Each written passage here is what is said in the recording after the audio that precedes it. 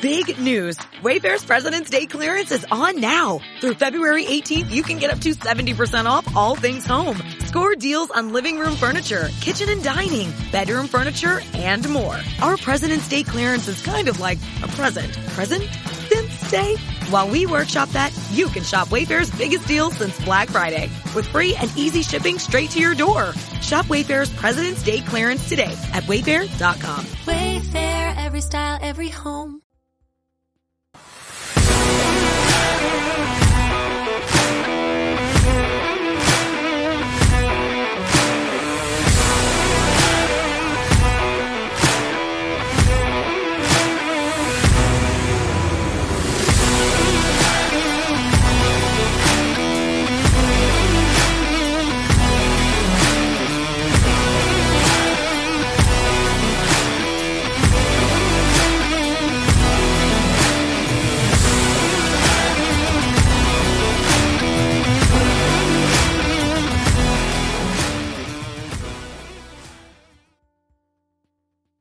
What's up? I'm Kyle Gowner. Yeah. Adam Raymeyer. Emily Skaggs. And welcome to the Shell Shock Rewind Awards. Awards. Woo! Hello and welcome everyone to the third annual Shelf Shock Rewind Awards. With me tonight is Michelle Kisner, my co-host. Michelle, thanks for doing it this year. Thanks for asking me on. I'm really excited to see all the winners tonight. How about you tell everybody what you do for physical media before we get into this? Well, I am mostly a working film critic, and I also do essay work. You might have seen me in some. I've done stuff for Arrow. I've done stuff for Vinegar Syndrome, Umbrella. Just recently, Terror Vision, Severance. So I've been in quite a few boutique releases, and I have a lot of stuff coming up this year too that hasn't been announced. But that's mostly what I do, just film critic and essay writer. Before we get too deep into this, wanted to say thank you to Michelle, but also a second person who helped create this thing with me very first year.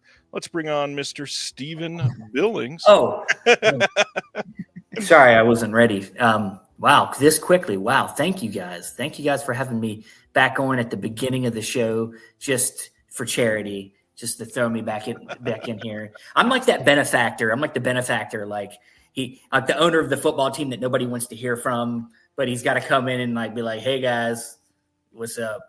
I don't do anything. I did stuff behind the scenes. Appreciate me. Yeah.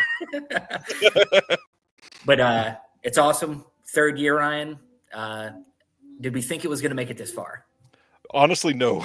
No, definitely not. Especially, we just got an intro from Kyle freaking Gallner, who's like one of the biggest names in horror. That's a big deal. Exactly, man. And I'm not with it. Like Ryan is doing most of this work, man. He's killing it. He's getting all these people. He's making connections. He's doing a fantastic job keeping this alive.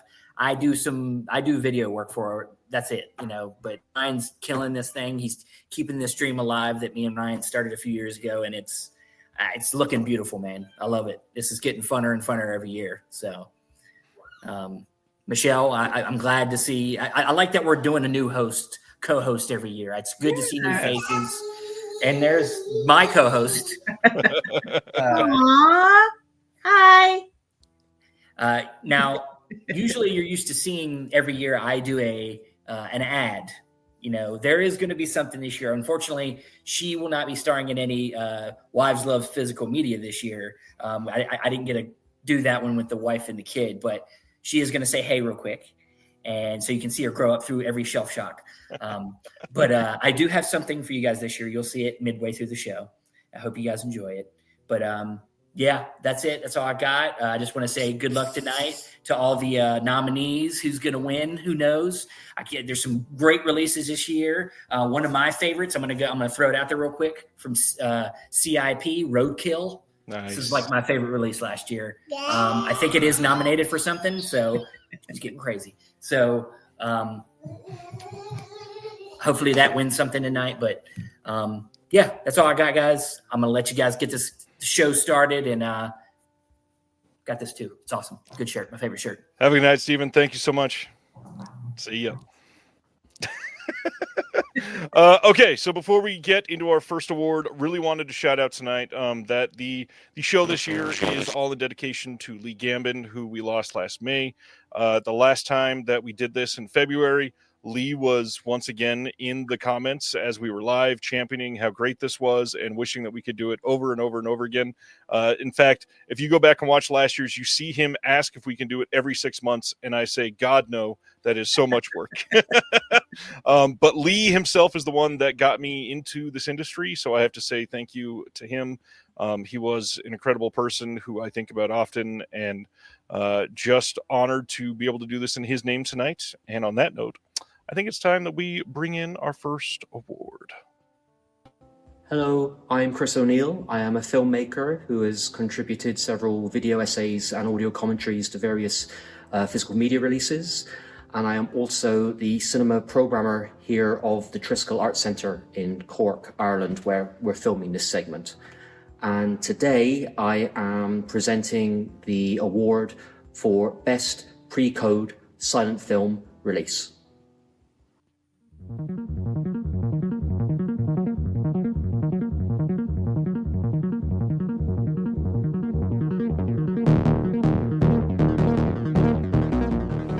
Dante's Inferno, Terror Vision. Hoxton from Radiance Films. Laurel and Hardy, Year 2, Flicker Alley.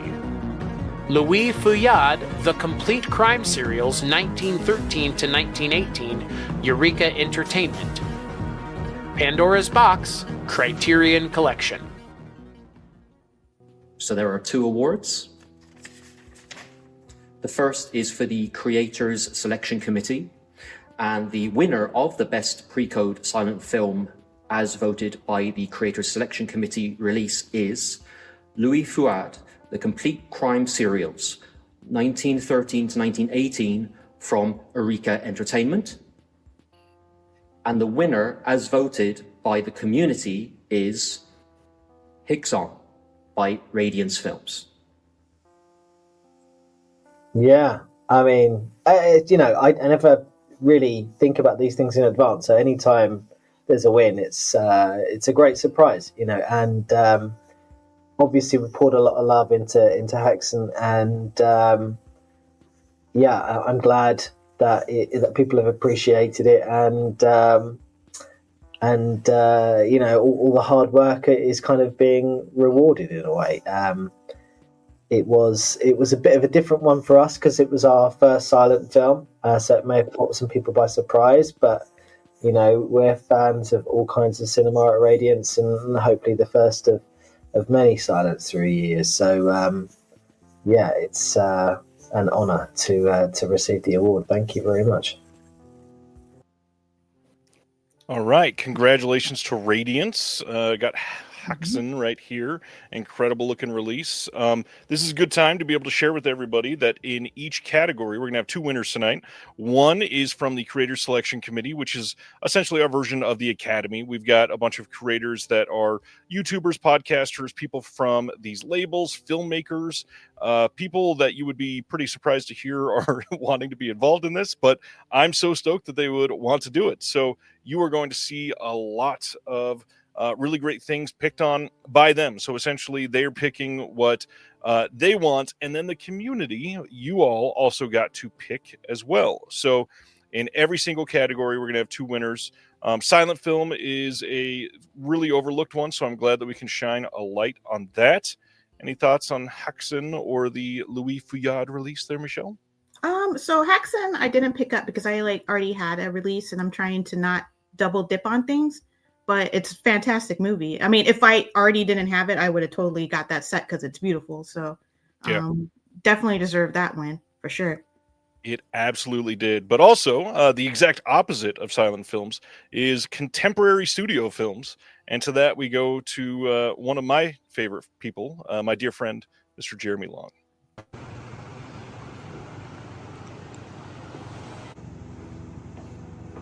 Hi, one ticket for the Ignore Her and Starburst double? Dave. Jiminy Christ. How many times do I have to tell you, paparazzi, that I'm not Dave Grohl? Okay, I'm Jeremy Long. The male porn star? No, the comedian. Um, I wrote clickbait. the Netflix show? Son of a bitch. Well, whoever you are, can you present the award for the best contemporary studio Okay, release? sure. Hey guys, it's me, Jeremy Long, comedian, writer, frequent guest on The Disconnected, A-lister, and I guess apparently Dave Grohl lookalike, I suppose. Anyways, it's an honor to be back for year 3 of the Shelf Shock Rewind Awards, and once again, for the 3rd year in a row, I'll be presenting the award for Best Contemporary Studio Release. Without further ado, let's just dive right into it. The nominees are...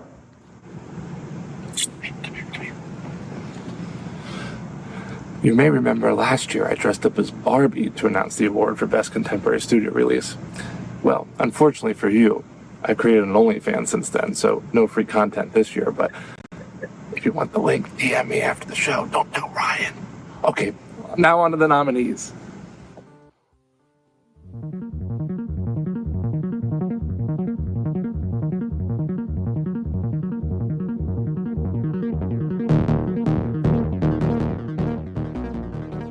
Civil War 4K, Amazon exclusive, A24 Lionsgate. The Fall Guy 4K, Universal Studios. Furiosa, a Mad Max saga, 4K, Warner Brothers. I Saw the TV Glow, A24 Shop exclusive.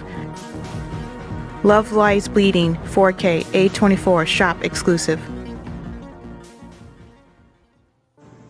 Welcome back. And the winner, both the CSC and community vote, is, drum roll please, Furiosa, a Mad Max saga on 4K. And unfortunately, you caught me out and about at the movies, so you're probably wondering, does he have the release to hold up? And the answer is, nope. Back to you, Ryan and Michelle. He does look like Dave Grohl. He's gonna love that you heard that. Yeah, that is a big deal. Mad Max is continuing to put out incredible films. I love that people love that one, and yeah, big deal for freaking George Miller in his at least old 80s doing this stuff. I love it. Yeah, and I felt like that movie kind of got pooped on a lot by people, but I thought it was pretty good. Like, I mean, obviously it's not Fury Road because that's nothing will ever be Fury Road ever again.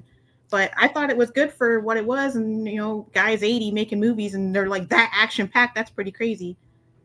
Celeste asked earlier if I was wearing a Mulholland Drive shirt, and I am. Look at that. Gotta shout out my boy David Lynch, who passed away, unfortunately, as we all know. But I wore it in tribute. But then I I angled my camera terribly, so you can't ever see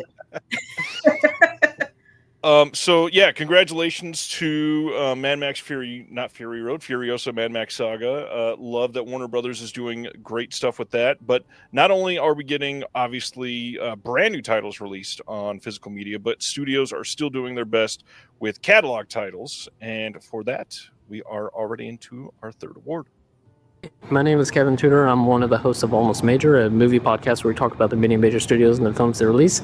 Today I'm here to talk about the best studio catalog releases, but first let's go to the nominees.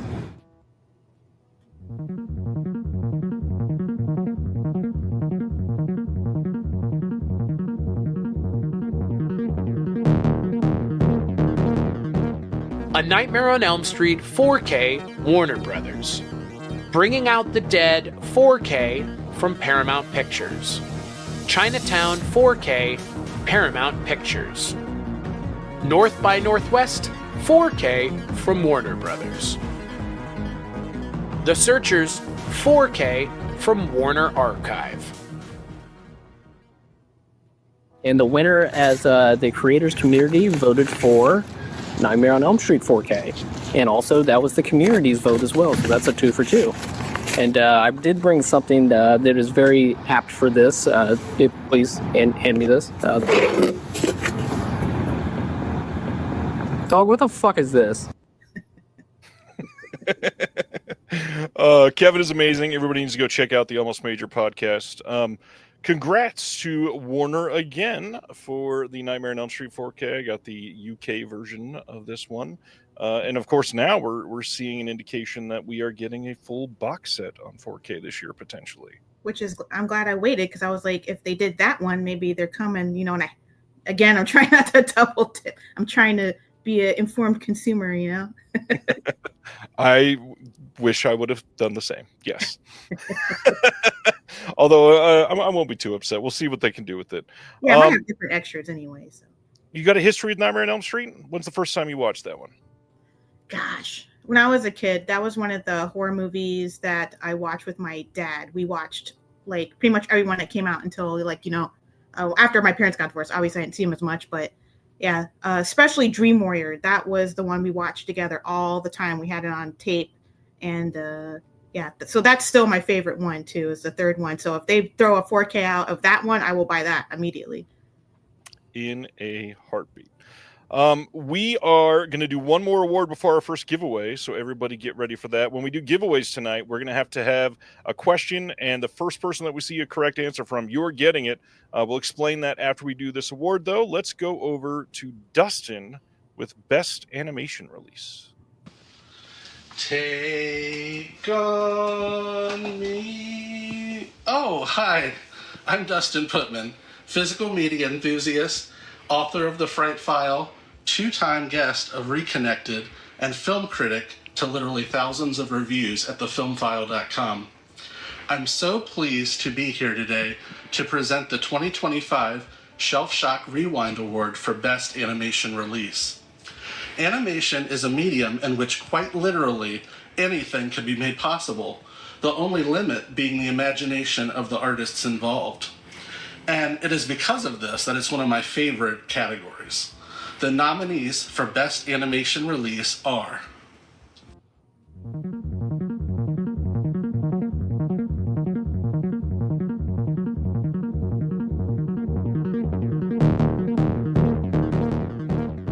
The Boy and the Heron 4K Steelbook from Shout Studios.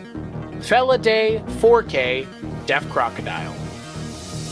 Tamala 2010, A Punk Cat in Space, Deaf Crocodile. Transformers 1 4K Steelbook, Paramount Pictures. The Wild Robot 4K from Universal Studios. Oh, it seems like the cats might have already gotten into the envelope. Hello everybody, my name is Autumn, and I borrowed Daddy's phone to announce the winner. For both the community vote and the Creators Selection Committee vote, the award goes to Fella Day 4K. Congratulations to Deaf Crocodile for this fantastic release. Bye now. That honestly surprises me, given the other titles that were in the running. I mean, I'm glad it was, obviously my favorite, and anxiously waiting for this disc to come out for so long. So that's awesome. When I saw the nominations list, I'm like, oh well, it's nice to be nominated. Honestly, for the director Michael Schack, for Paul Bolger, for all of the incredible members of the animation team who supported this release. So happy. This movie really kind of slipped between the cracks when it came out. It never got an official release in the US. And it's such a dark, amazing kind of combination of a cult thriller, film noir, detective story with cats. And catacombs and skeletons and all sorts of crazy stuff. And even given the insane world we find ourselves in right now, it's got a very kind of prescient sort of socio-political message as well about ethnic cleansing. Not to give any spoilers away, but I think it's a good moment for people to watch Fella Day and kind of pay attention to what it's saying. So I'm so happy. It took a long time to get this one released was not easy. So I'm so happy that people are, appreciating the work of Michael Schack and his incredible team of artists and animators. And I think they're super excited that this film that they clearly put a ton of creativity and love and passion into, it's taken more than 30 years, but finally people are coming around to appreciating it the way they love Watership Down or The Plague Dogs or a lot of other animated films that were clearly made for an adult audience. Which is tough. Apparently, when the film came out, they sort of marketed it in Germany for kids, and I can't even imagine being a kid at that time going to see Felidae. All right, here is Felidae 4K, an incredible release. I had some people asking earlier where the good doctor was, Dr. Will Dodson. He's on this release. Go check out the commentary. He and I discuss this film, and it's a really great release. Incredible film. One thing that we don't get a chance to honor during these a lot is indie studios. We get a lot of places like Scream Team releasing or independent filmmakers that put out their own films. So like this year, one of the big ones was Chris Bickle's Pater Noster and the Mission of Light. This is an incredible one. Everybody should go check this out. But Scream Team releasing, like I said, is an indie studio, and they've got this release, Close Calls. This is going to be our first giveaway of the night. Michelle, why don't you go ahead and announce that giveaway? All right. So the trivia question for Close Calls from Scream Team releasing is, what was Close Calls director Richard Stringham's day job before becoming a writer and director? And now we'll let you go look that up. Why don't we repeat that one more People time? just know that off the top of their head for sure. Nobody would cheat and look that up at all. Better not. First one that gets it is going to win. Promise. Indie studios and indie film is a big deal. Everybody should check those out. Things like Kickstarter and Indiegogo are home to some of the future actors that you'll see in years that are making indie horror that are, oh, good God. These comments are hilarious. Hey! Jack Kane, you are our winner for tonight. Please go ahead and send your address to shelfshockrewind@gmail.com. I will get this out to you this week, and thank you for trying. Everybody that said deep fry cook or porn fluffer, sorry, maybe next time.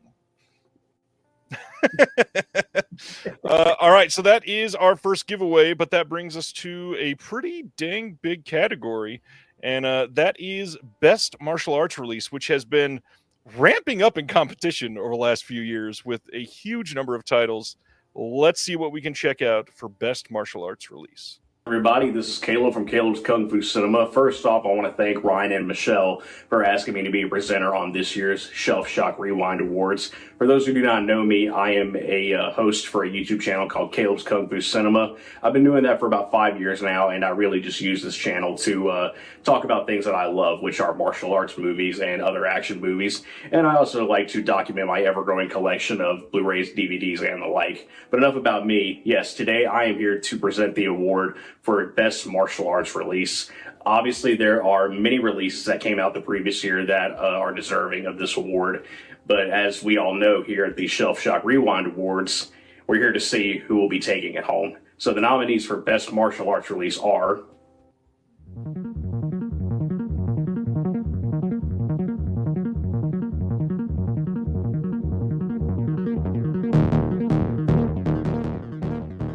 The Game of Clones, Bruceploitation Collection, Volume 1, Severin Films. Golden Harvest, Volume 1, Supernatural Shockers, Shout Studios. The Heroic Trio, Executioners 4K, Criterion Collection. Ninja Terminator, Neon Eagle Video. Shawscope, Volume 3, Arrow Video. And the award for Best Martial Arts Release as voted by the Creator Selection Committee goes to It is a tie between Shawscope Volume 3 and Game of Clones Volume 1, and the award as voted by the community goes to Game of Clones Volume 1. Thank you, and congrats to our winners.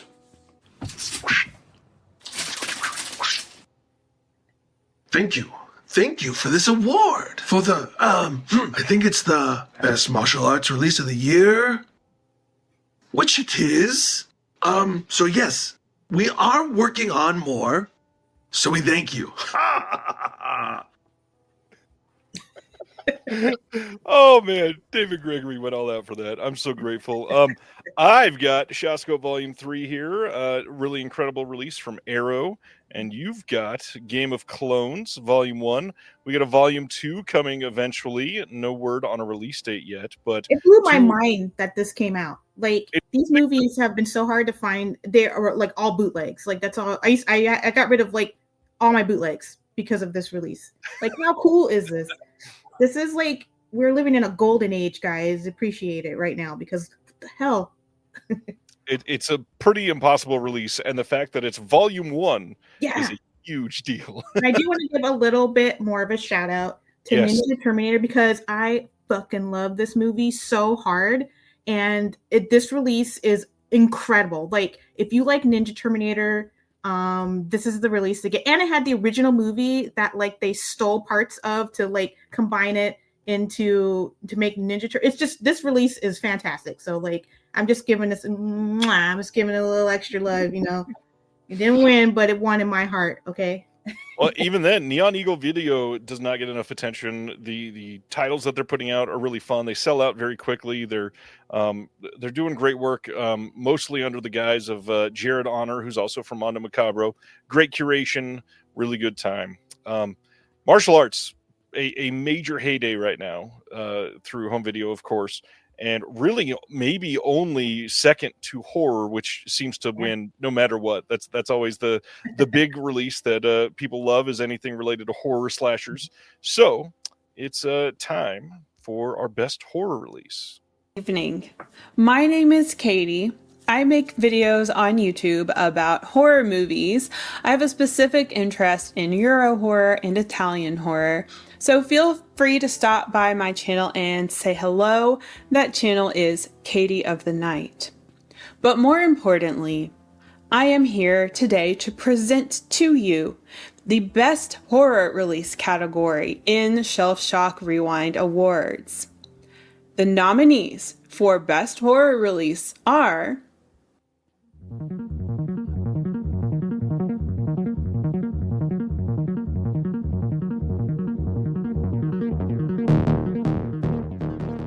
All the Haunts Be Ours, a compendium of folk horror, Volume 2, Severin Films. The Blair Witch Project from Second Sight Films. The Hitcher 4K, Second Sight Films. Hush 4K, Scream Factory. Opera 4K from Severin Films. It is now time to present the winner of Best Horror Release.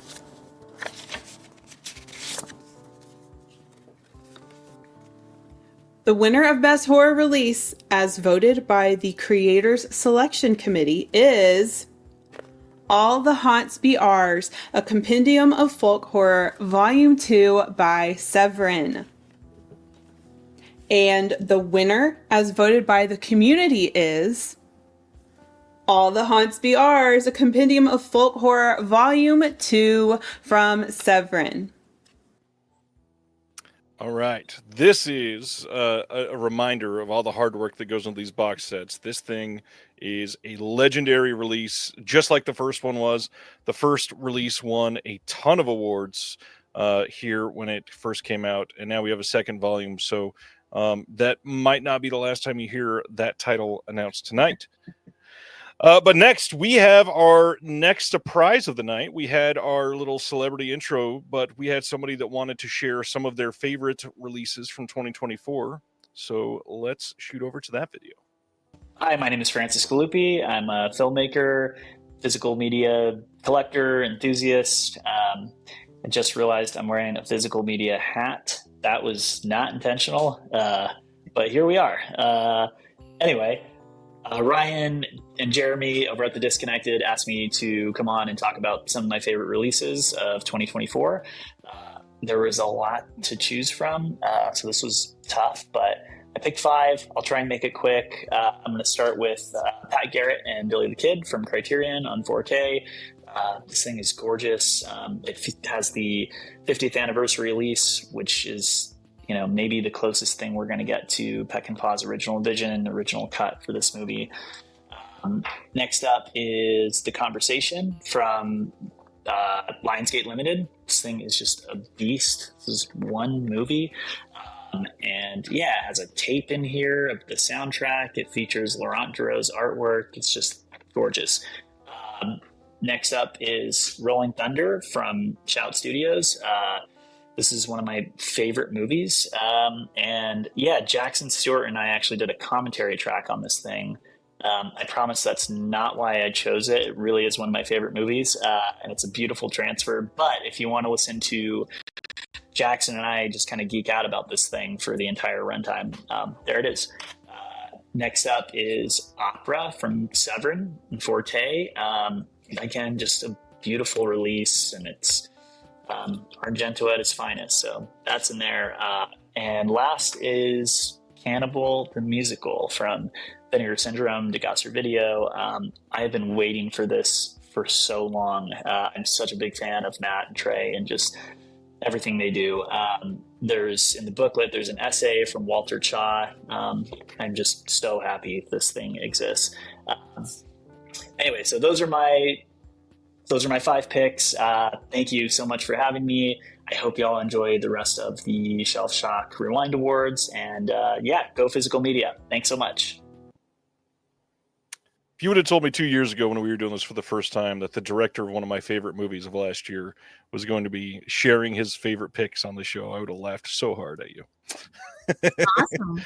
And he picked some good stuff. I had that Rolling Thunder set. It is a great set. That was actually the first time I watched the movie as well. So, and it's a fantastic film, very dark. Sure is. And it's one of the better transfers Shout has worked on the last couple of years, that's for sure. Yeah, it looked great.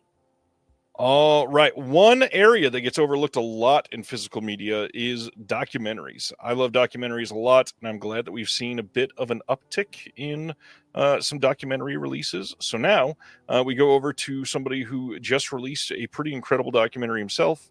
Let's go hear from Ry LeVay.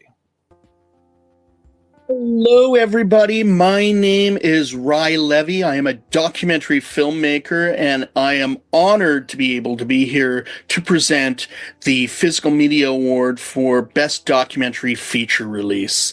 Documentary feature films have often been a little overlooked in the physical media space. However, we've seen an increase of incredibly beautiful and wonderful releases in that spectrum.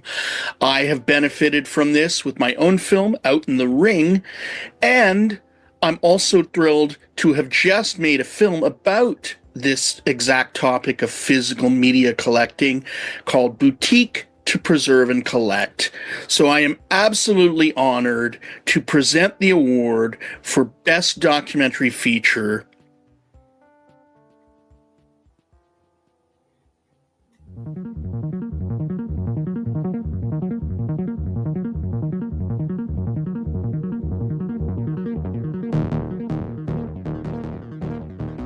American Movie 4K, Sony Pictures. The Battle of Chile, Icarus Films. Enter the Clones of Bruce, Severin Films. Papadopoulos, TerrorVision. Scala, Severin Films. In both categories, the Creator Selection Committee Award and the Community Award to my very good friend, David Gregory, director of Enter the Clones of Bruce, released by the incredible Severin Films. Congratulations, David, and to all the other nominees and winners. Oh, thank you. Wow. This is a real honor. Thank you so much to CSC and community for voting a documentary among the best documentary releases, and I want to give thanks on behalf of my co-producers, who I couldn't have done it without, Frank Jang, Michael Worth, Vivian Jang, and Jim Coons. And yeah, this is beautiful.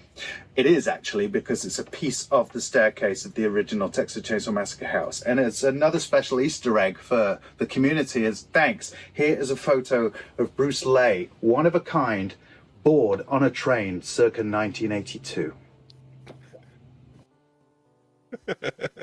He looks cooler bored on a train than I've looked in my entire life. It's annoying, isn't it? Oh man, that is so cool. I love that people have loved this documentary. They worked their tail off on these things.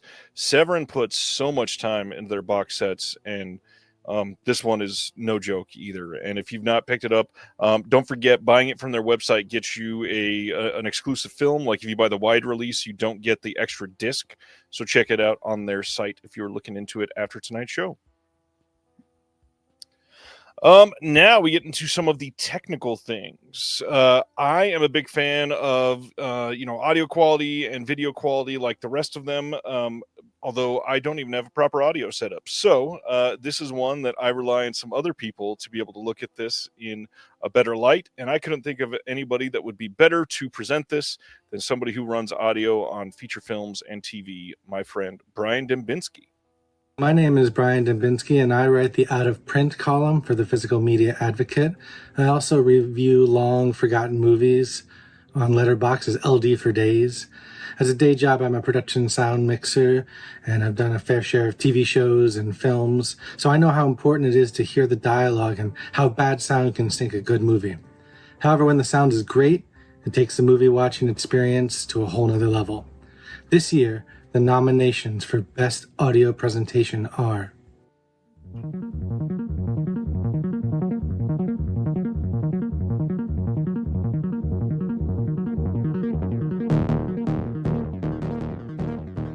Alien Romulus 4K 20th Century Studios.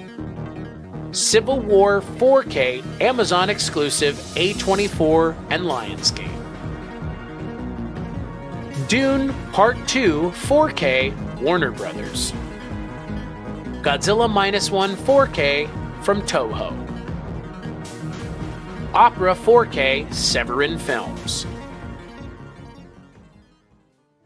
the winner for Best Audio Presentation as voted by the Creators Selection Committee is Godzilla -1 from Toho. Congratulations. And the winner for Best Audio Presentation as voted for by the community is also Godzilla -1 from Toho. Congratulations, Toho. I can't wait to hear what gets released in 2025. I don't have this one. I really need to pick this one up. Oh, I do. Oh, God. It's a very sexy set with all the extras don't have subtitles on them. That is a monster of a release, that's for sure. Look at He's that. here to accept his award for sound. Squeak. Okay, we'll put that away. I mean, they did that with the Oscars, so it makes sense to do it here. Love it. With audio, we got to go straight to video, and I know that I made the joke about the last one being upside. Oh, look at that! Celeste even said, "Is Godzilla here to accept his award?" Before you did it, that was great. Let's go straight to Australia to talk about the best video presentation. Hello, my name is John Matthews, and my involvement with the physical media world is on the podcast side. I'm involved with Indicator Cast, but also quite heavily involved with Imprint Cast with my colleague and co-host Tony Meaches. I'm also involved with some of the Facebook groups like the Imprint group and also the Indicator group, and today we're honored to be presenting this. I'll pass it over to my colleague, Tony. Hi, everybody. My name is Tony Meaches. I'm also heavily involved in the Facebook community groups. It's for the Imprint Films Blu-ray Collections fan group and the Imprint Cast Facebook pages. And, of course, co-host with my partner and colleague John here for Imprint Cast, as well as a frequent collaborator on Indicator Cast.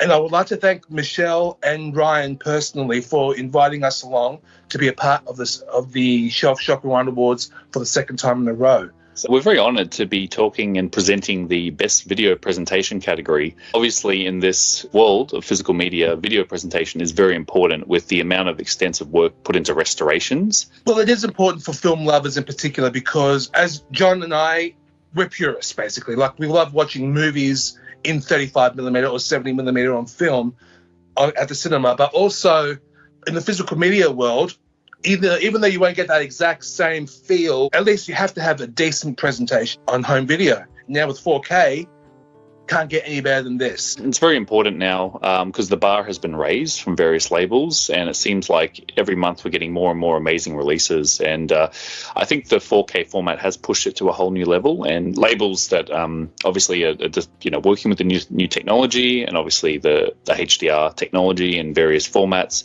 it really has pushed it up to the next level. So we're I guess, honored to be presenting this because we're very spoilt as film lovers to have amazing presentations with new releases month on month. So yes, we're proud to announce this. And the nominees are?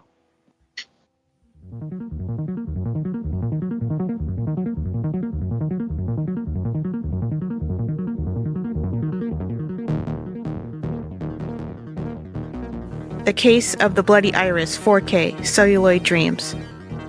Opera 4K Severn Films. The Hitcher 4K Second Sight Films. The Keep 4K Vinegar Syndrome.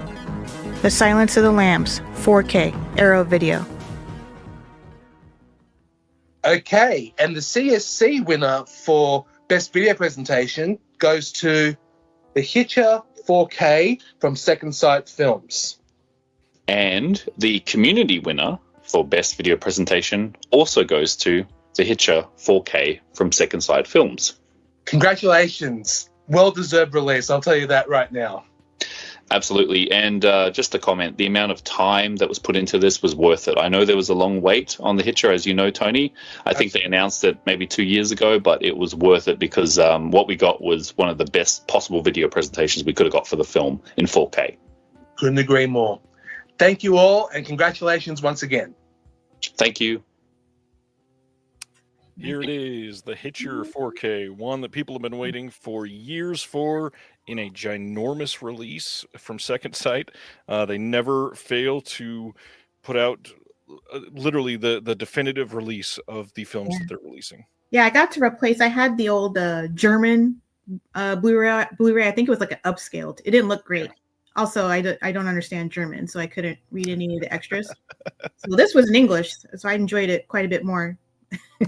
It's a big deal. Huge release, not to mention the fact that the studio allowed Second Sight to go back to the actual elements, which was one of the main reasons why this was delayed for so long. And now we have a film that people have wanted for years.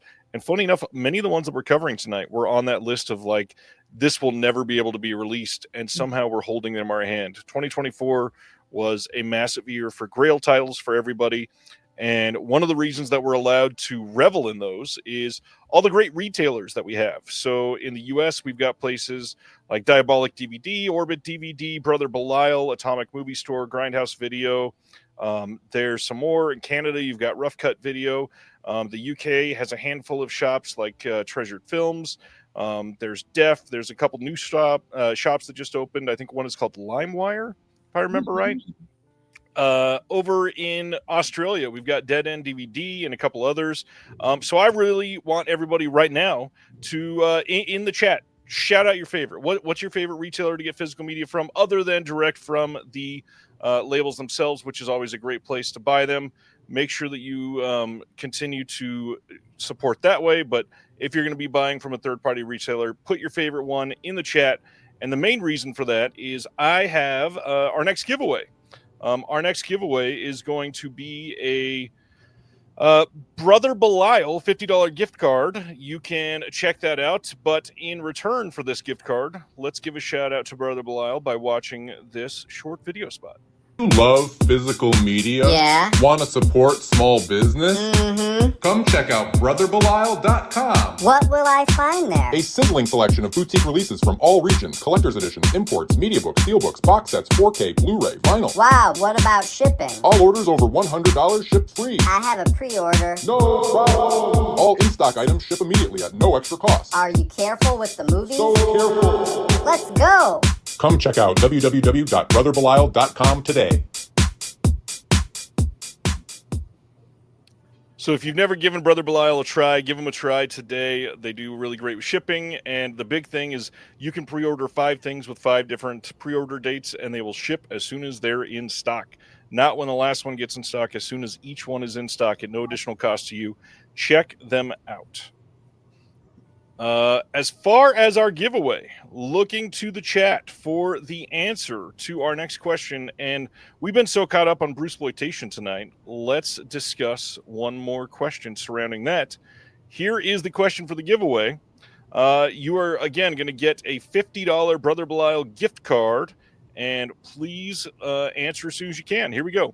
Which Bruceploitation film has Bruce Lee, in quotes, teaming up with Popeye?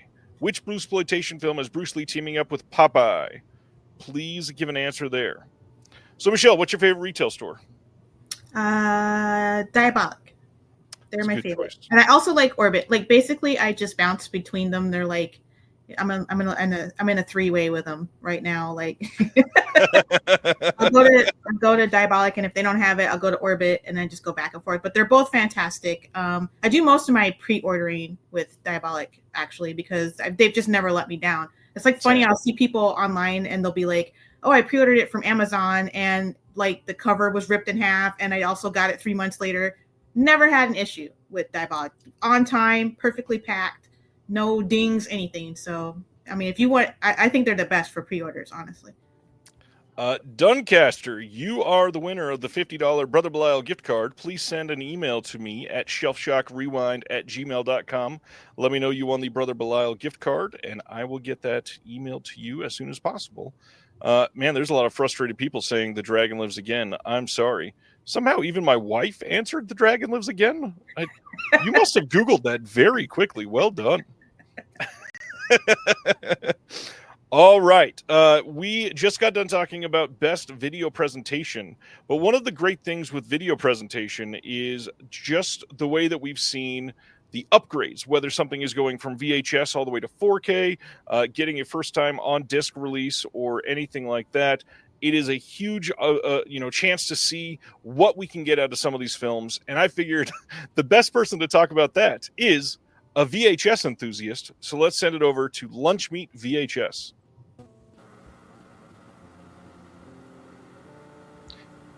Yo, what's up, everybody? Josh from Lunchmeat here, Lunchmeat VHS on the internets. How you doing? Glad to be here. Thanks for having me.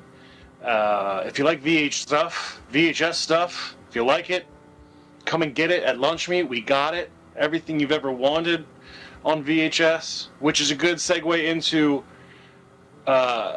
and the nominees for Best Home Video Restoration Upgrade are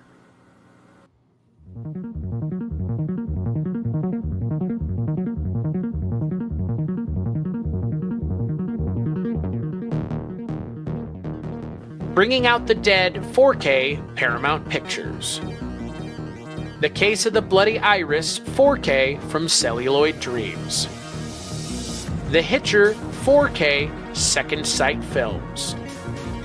The Jar from TerrorVision. The Keep 4K Vinegar Syndrome.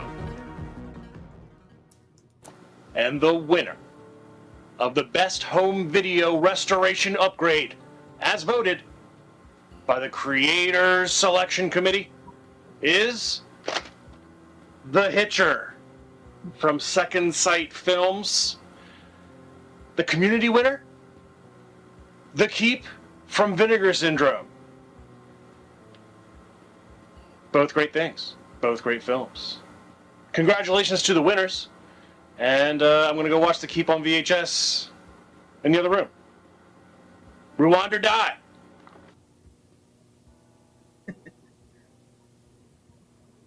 Hey, all right.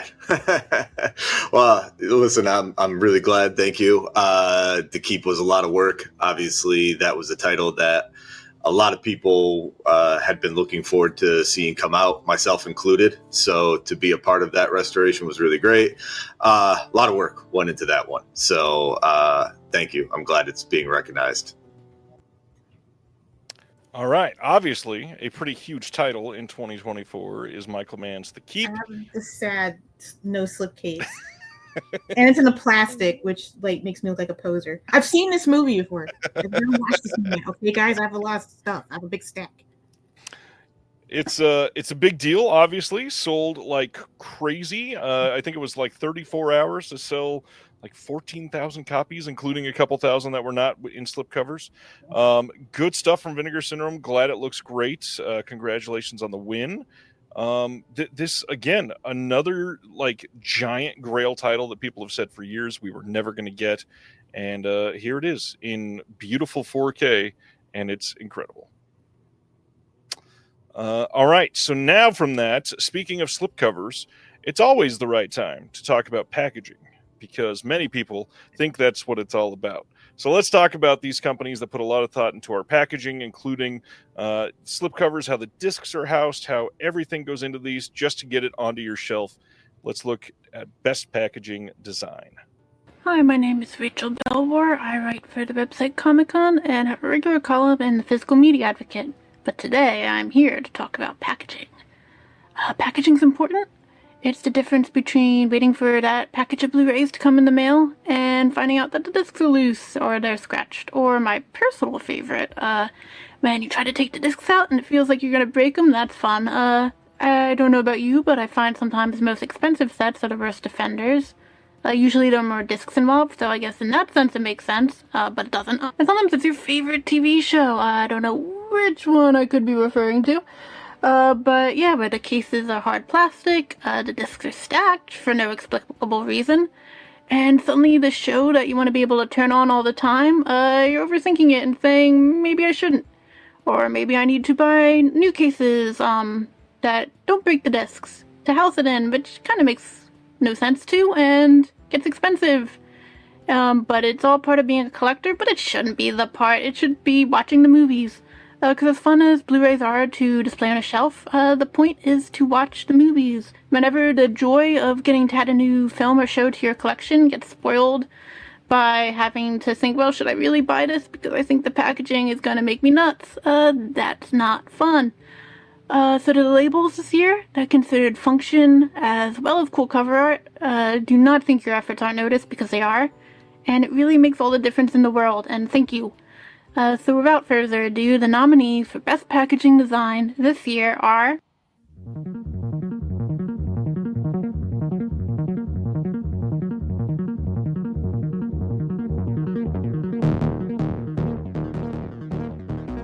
All the Haunts Be Ours, a compendium of folk horror, Volume 2, Severin Films. The Hitcher, 4K, Second Sight Films.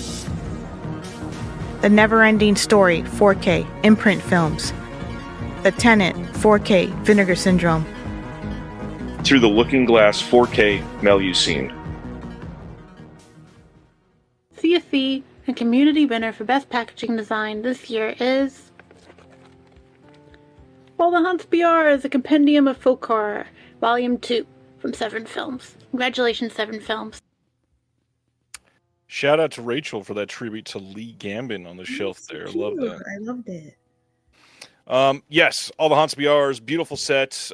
This is one of those sets, of course, that has the ability to house a booklet, and then all of the discs are in this that you can reach into. And I got to be honest, they have improved from their old box sets. They are easier to go, and I'm glad they're being recognized for this because this is a pretty incredible package.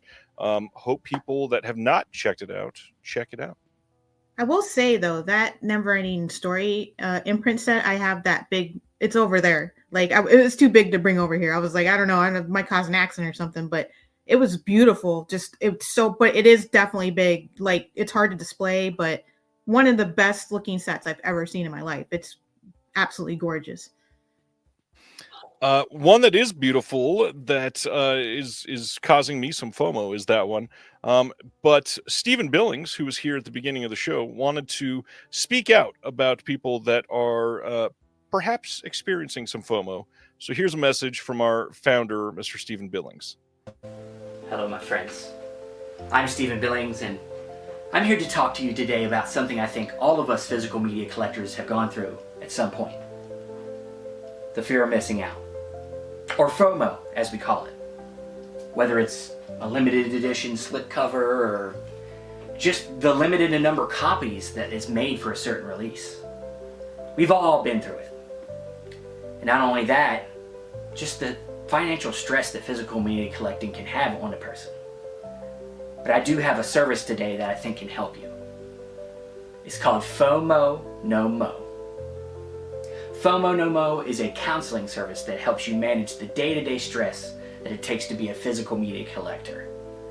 Whether it's managing how you use the sites to buy your physical media, or you just need somebody to talk to you to tell you, hey, you don't need this, you own it 20 other times. We're here for you. And if you call today, you get a free Nicolas Cage emotional support pillow. Whenever that movie that you really want to buy but you don't have the money for it comes up, you just take this thing and squeeze it, and you just say, put the bunny back in the box. Put the bunny back in the box. Thanks, everybody. Call today. 1-800-FOMO-NO-MO. I say it again. 1-800-FOMO-NO-MO. FOMO No Mo. Thanks, guys.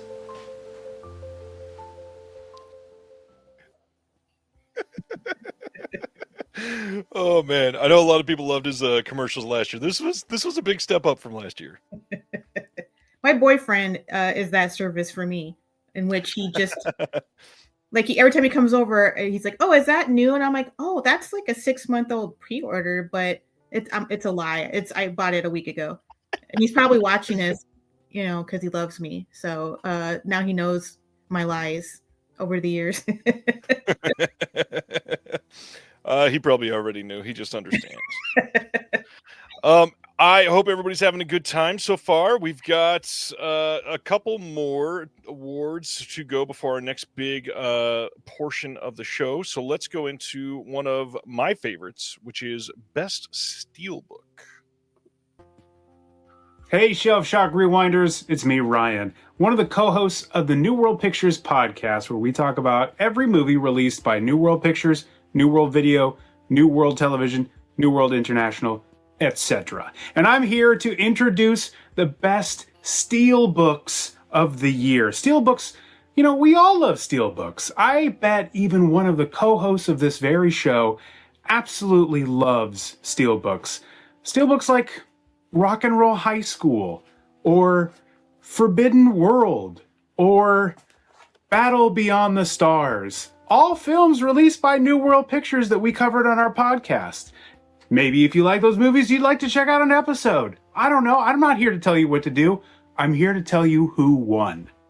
And the nominees for the Best Steelbook of the Year are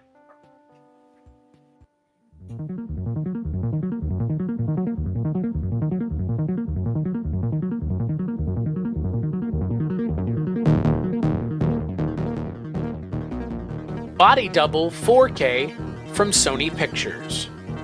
The Crow 1994 4K from Paramount Pictures. A Nightmare on Elm Street 4K Warner Brothers. Saw X 4K from Lionsgate.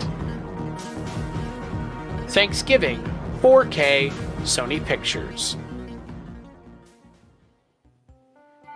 And the winner of the Best Steelbook of the Year, as chosen by the Creator Selection Committee, is the Body Double 4K by Sony Pictures.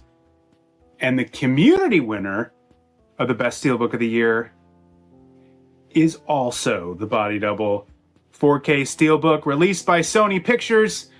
Congratulations to everyone having the exact same opinion. And those of you who only have this, do you even like physical media? Ask yourself. That's the exact one I have. I love that not only is it the indicator release, but it's just the blue indicator release and not like the limited edition one. I do have the limited edition one at the very least. I will say I do have the body double steelbook, and I think it just proves we all really just want the original poster art. Like this is gorgeous on a steelbook. We don't want some, crazy new pop art that is just not great. I will say I don't like steelbooks. So when he was like, one of us like steelbooks, it wasn't me. They're like clanky and they get scratched and they're always like, they always make like 7. So like you never can get them and everybody's really angry about not getting them. And you have to like, set an alarm like for 2 a.m. on a random Tuesday to buy it. That's true. Josh Hurtado says the crow shouldn't even count since I don't believe anyone ever got that steelbook. Yeah, they made 3 of those, so 3.5 for some reason. But really, the important part on steelbooks is the artwork, and of course, many of these releases that are not steelbooks have great artwork as well. And I still can't believe we did this, but I hope people like who we got to do the announcement for this section. Hi guys, a huge honor to be here as part of this award ceremony. My name is Ilan Sheedy of Uncle Frank Productions. I'm a horror artist working on posters, Blu-rays, storyboards, the whole 9 yards. You can see some of my stuff over my shoulder behind me, but a lot of it you can't because YouTube won't let you. But you can see that stuff on Instagram by going to @UncleFrankPro and saying hi to me there and going through all my artwork. Anyway, the reason we're here today, the best artwork of 2024. Physical media is hugely important to me, both as a collector and as an artist. I think the relationship between physical media and artists are the strongest thing going in this battle against the streaming services.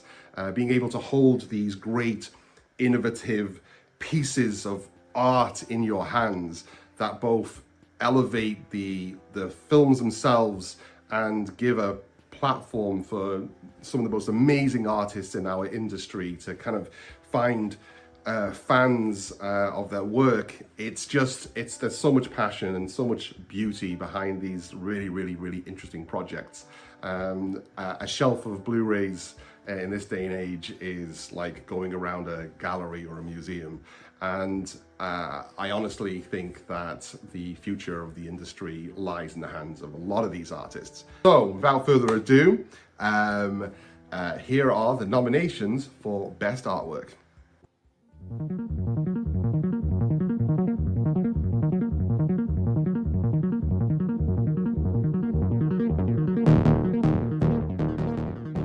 All the Haunts Be Ours, a compendium of folk horror, Volume 2, Luke Insect, Severin Films.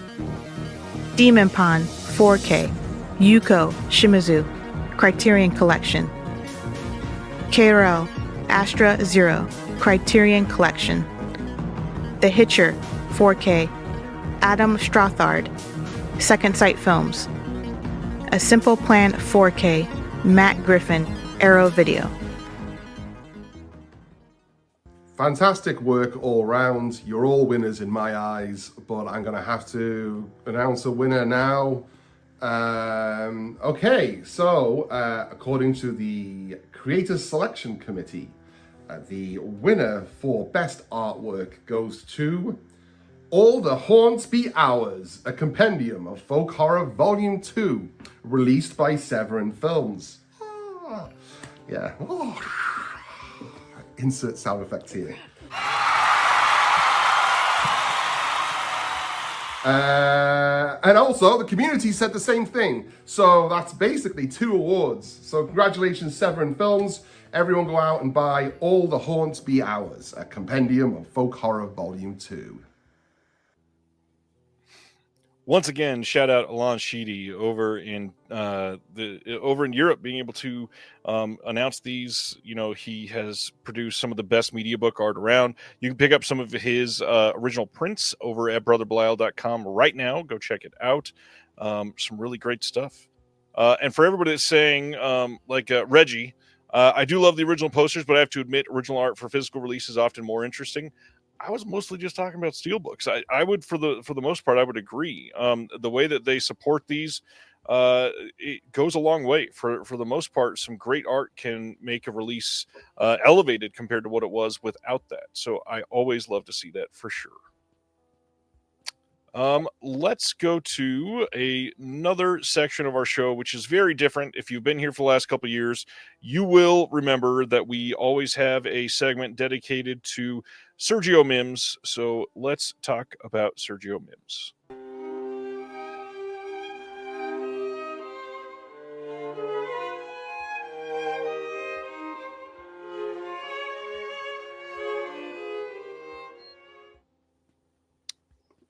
All right. Go ahead, Michelle. Okay, Sergio Mims was best known as a Chicago-based film critic and the co-founder of the annual Black Harvest Film Festival, but he also championed classical music, especially the works of Black composers. Sergio died in October 2022 at the age of 67 and left behind a legacy of encouragement, education, and passion. The past two recipients of the Sergio Mims Memorial Award were Kayla Janice and Sam Deegan. Both continue to work tirelessly to deliver high-quality analysis on film through various outlets. We will continue to give an award in Sergio's name as long as we can continue these awards. For the 2024 Shelf Shock Rewind Awards, we would like to represent this great film critic and incredible person by presenting the Sergio Mims Memorial Award for extraordinary contributions to film critique, context, and commentary to Eugenio Ercolani. Eugenio Ercolani is a writer, producer, film historian, documentarian, and an incredible creator of countless Blu-ray special features. Eugenio has contributed audio commentaries, visual essays, interviews with some of the most unique minds in the history of film, and newly written pieces to releases from 88 Films, Arrow Video, Cauldron Films, Anolis Entertainment, Cult Epics, TerrorVision, Severn Films, Vinegar Syndrome, and more. Eugenio has appeared on countless releases alongside his frequent collaborators Troy Harworth and Nathaniel Thompson. His work on the ground from London to Rome is felt on some of our favorite releases each and every year. Eugenio has written multiple books on a wide variety of topics, including Friedkin's Cruising and Italian genre directors across a range of decades. He has contributed to many issues of my magazine, The Physical Media Advocate, and is currently finishing up a book with Troy Howarth.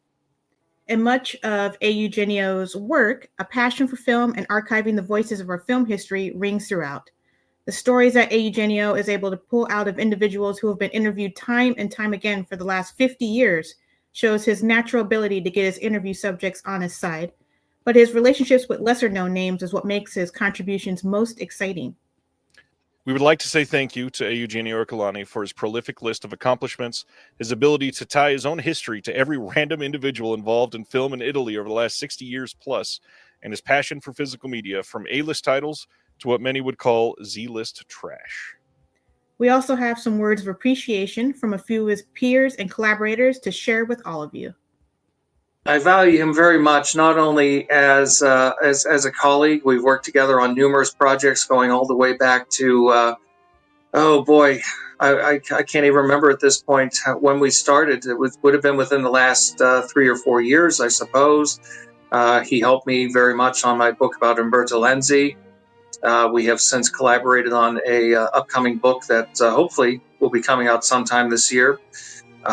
We have several other projects in the works, but he also brings me in on a lot of extra features, which is either a blessing or a curse, depending on your point of view. But speaking as somebody who has a heavy dose of imposter syndrome, I can tell you that the fact that he continues to approach me and ask me is in itself the best praise I could ever get, because it tells me, well, I guess I must know what I'm doing, because he wouldn't ask me back if I didn't. He's very serious about what he does.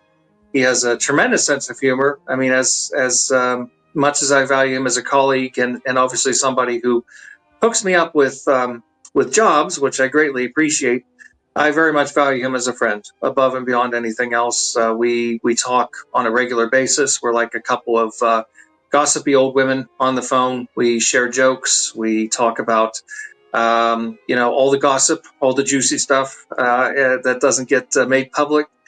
and we have a great capacity for making each other laugh. So I very grateful to have him in my life as a friend above and beyond anything else, but also, you know, the work that we've done in over these last several years, which will hopefully continue for many years to come.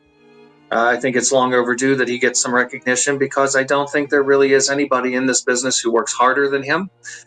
He is insanely prolific. He is somebody who never phones it in. He approaches every single job with the utmost dedication, determination to do the very best job that he can, and really give people at home an opportunity to hopefully learn something and hear stories that they haven't heard before. The films that he works on, he really immerses himself, and it's very easy to get the usual kind of big names that we see interviewed all the time. Obviously, we enjoy seeing them being interviewed. We enjoy hearing what they have to say. But, you know, when you've heard a few interviews with some of these people, yeah, you know what to expect.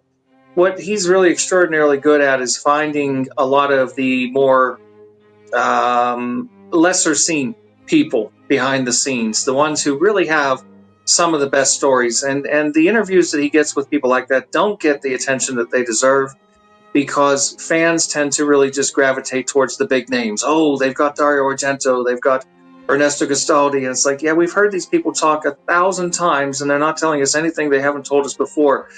But this guy who was a script supervisor, or a third assistant director, or a grip, or a focus puller who's never been interviewed before, is like, got all kinds of great stories, and nobody ever talks about that, unfortunately, because, you know, again, it's name value, I suppose. And I think long overdue that he gets some recognition in this context. He's one of the good ones, so long overdue and very richly deserved. Hi there, I'm Nathaniel Thompson, and I'm just wanted to say congratulations, Eugenio. It's very well deserved. I've been honored to sit with you on several audio commentaries and pitch in on quite a few other projects over the years, and especially working with you alone and working with Troy on some tracks. It has just been a real pleasure, and your passion and knowledge for not just the Italian film industry, but film as a whole is just awe-inspiring. You truly are an inspiration, and I can't wait to work on many, many more things with you, and thank you for all that you've given all of us and for setting all of these things down for the record that we really need while these talents are still around. It is so important, and you are truly doing major, major work. And again, congratulations. I can't think of anybody more deserving. Hello, my name is Markus Stiegelecker. I am a professor of film studies in Germany, and I've been producing a bonus material for film releases on Blu-ray for about 20 years now. About 8 years ago, I met a young guy from Italy, whom I got along very well with, and this guy was Eugenio Ercolani. We met at a film festival and talked about our favorite films and things we are interested in. And we even discussed possibilities to do books together, because we shared some certain interests, and one of those interests actually resulted in a book some years later, which was our book about the film Cruising by William Friedkin. And this book was released in the Devil's Advocate series and is still available and got some good reviews, and we are really happy with this book. And we worked together on different levels. I invited him to contribute to a class I did on film history in a film school in Berlin, for example, where he was talking about the history of Italian genre cinema, of Filone. And during this process, we decided to produce video features together. And only one example of these features is on this great Blu-ray release of Knife of Ice, where I did a short video essay on the meaning of this film in the context of the Giallo cycle. And we are planning to do a lot of things in future. We've been in contact all over these years, and we've been discussing film matters and had a lot of fun meeting in Rome, in Berlin. And so I think there is a very vivid working process with Eugenio, which I really appreciate. And I know a lot of his stuff. He keeps sending me his releases. And so I'm well aware of what he did over the years, and it's a plenty of stuff. And he has a lot of contacts in the Italian film industry. So I think, speaking from a film history perspective, his work is very valuable. And I work with this stuff a lot. And we are planning to collaborate on future releases at the moment. And actually, next week, we'll meet up to do an audio commentary for a classic by Tinto Brass and so on. So there's no end in sight, I hope. And this will go on for a long time, as long as cinephiles will keep buying those film releases. And let's hope that this will never end. Still can't believe we got a random film professor from Germany to speak about this. Fantastic. In honor of Sergio Mims and Eugenio Ercolani, we would like to encourage everyone to dive deep into film studies, and give the contextual supplements features a moment of your time when consuming the physical media that we love. So here's to Sergio Mims, and here's to Eugenio Ercolani. Thank you to everyone that contributes to these releases and encourages us all to broaden our understanding of film and film history. On that note, let's go into best interview, since that is one thing that Eugenio is great at. What's up, y'all? It's KB from KB Loves Movies. On my channel, I have an interview series called The Conversation. It's a great way to get to know fellow movie lovers, whether they're cinema goers, love streaming, or physical media collectors. It seems appropriate that I would introduce the nominees for Best New Interview. So, the nominees are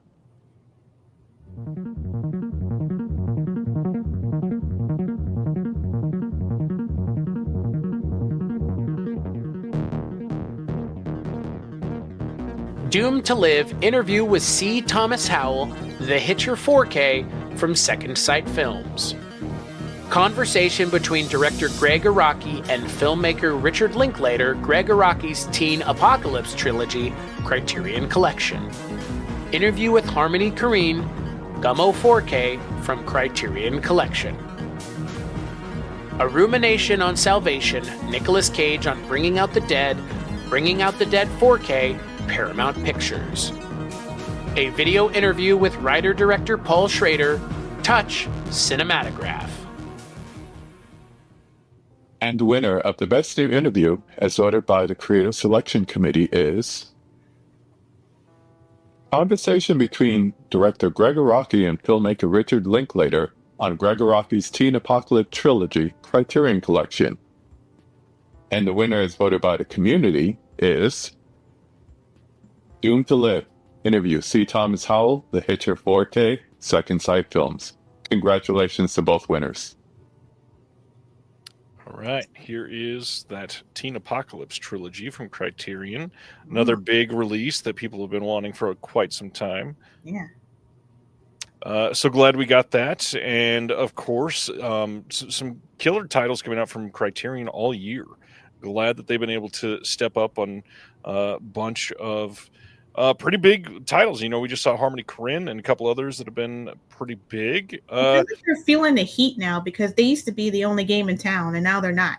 And in fact, I think it's scooped quite a bit on releases that people would normally say, "Oh, that's going to be a Criterion." So I think they've and they started going into 4K, which is good for them. I know they kind of, were waiting. I think a little too long to do it, but they've caught up with the times. Yeah, they're doing pretty great. Got quite a few nominations this year, and they did not get any, I think, the first year or the second year, one of the two. So that's a nice change for them. Yeah. All right. As far as supplemental features, what's your favorite supplemental feature, Michelle? Are you a visual essay, commentary, written essay, interview person? I like the written essays, and not just because I do those as well, but I'm just more of like a a reading type person. That's the best way I can like retain information. But I'll never say no to a good visual essay. I always watch all the visual essays on everything. So, but yeah, written for me. Yeah, I would agree for the most part. Commentaries are hard to give that much time to. I do it when I can, but written essays or our next category, which is visual essay, is one of my favorites. So let's go back over to Nathaniel Thompson's incredible movie room to hear from him. Hey there, Shelf Shock Rewinders. I'm Nathaniel Thompson from Mondo Digital, and you might have heard me on God knows how many commentaries. I can't even count them all. But it is my pleasure to be back here again this year, presenting for the Shelf Shock Rewind Awards, and I will be presenting the winners for Best New Visual Essay. And the nominees are...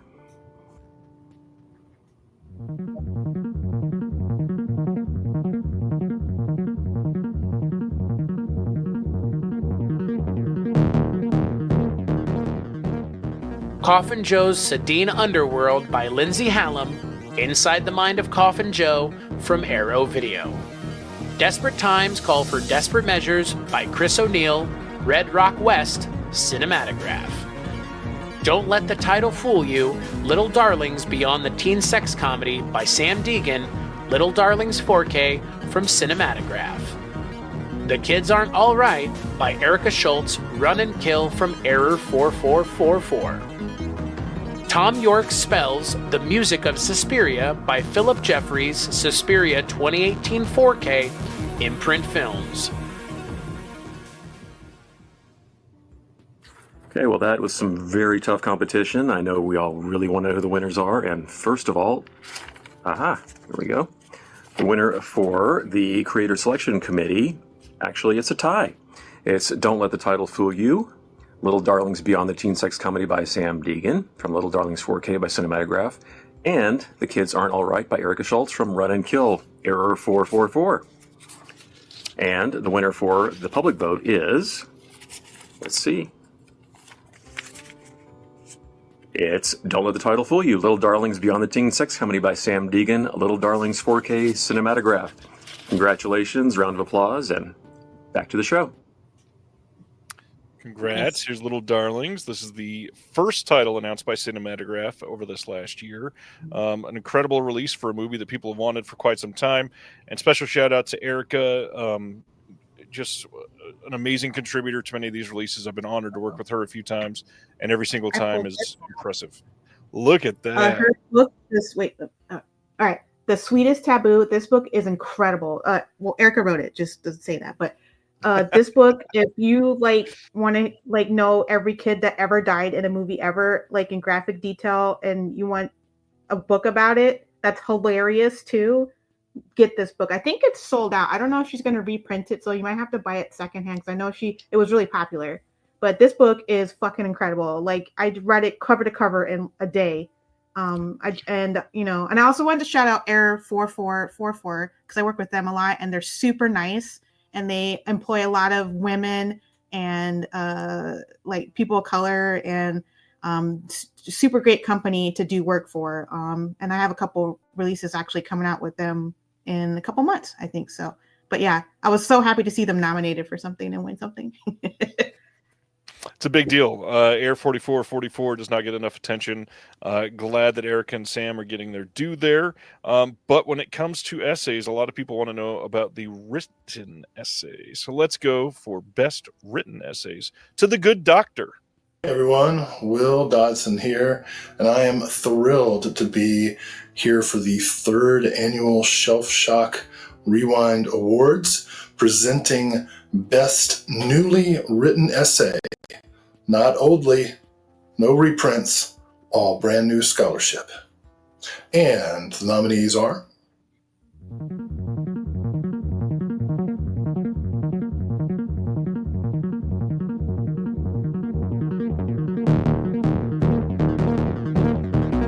Heather Donahue and the Imperfect Woman by Mary Beth McAndrews, The Blair Witch Project, Second Sight Films.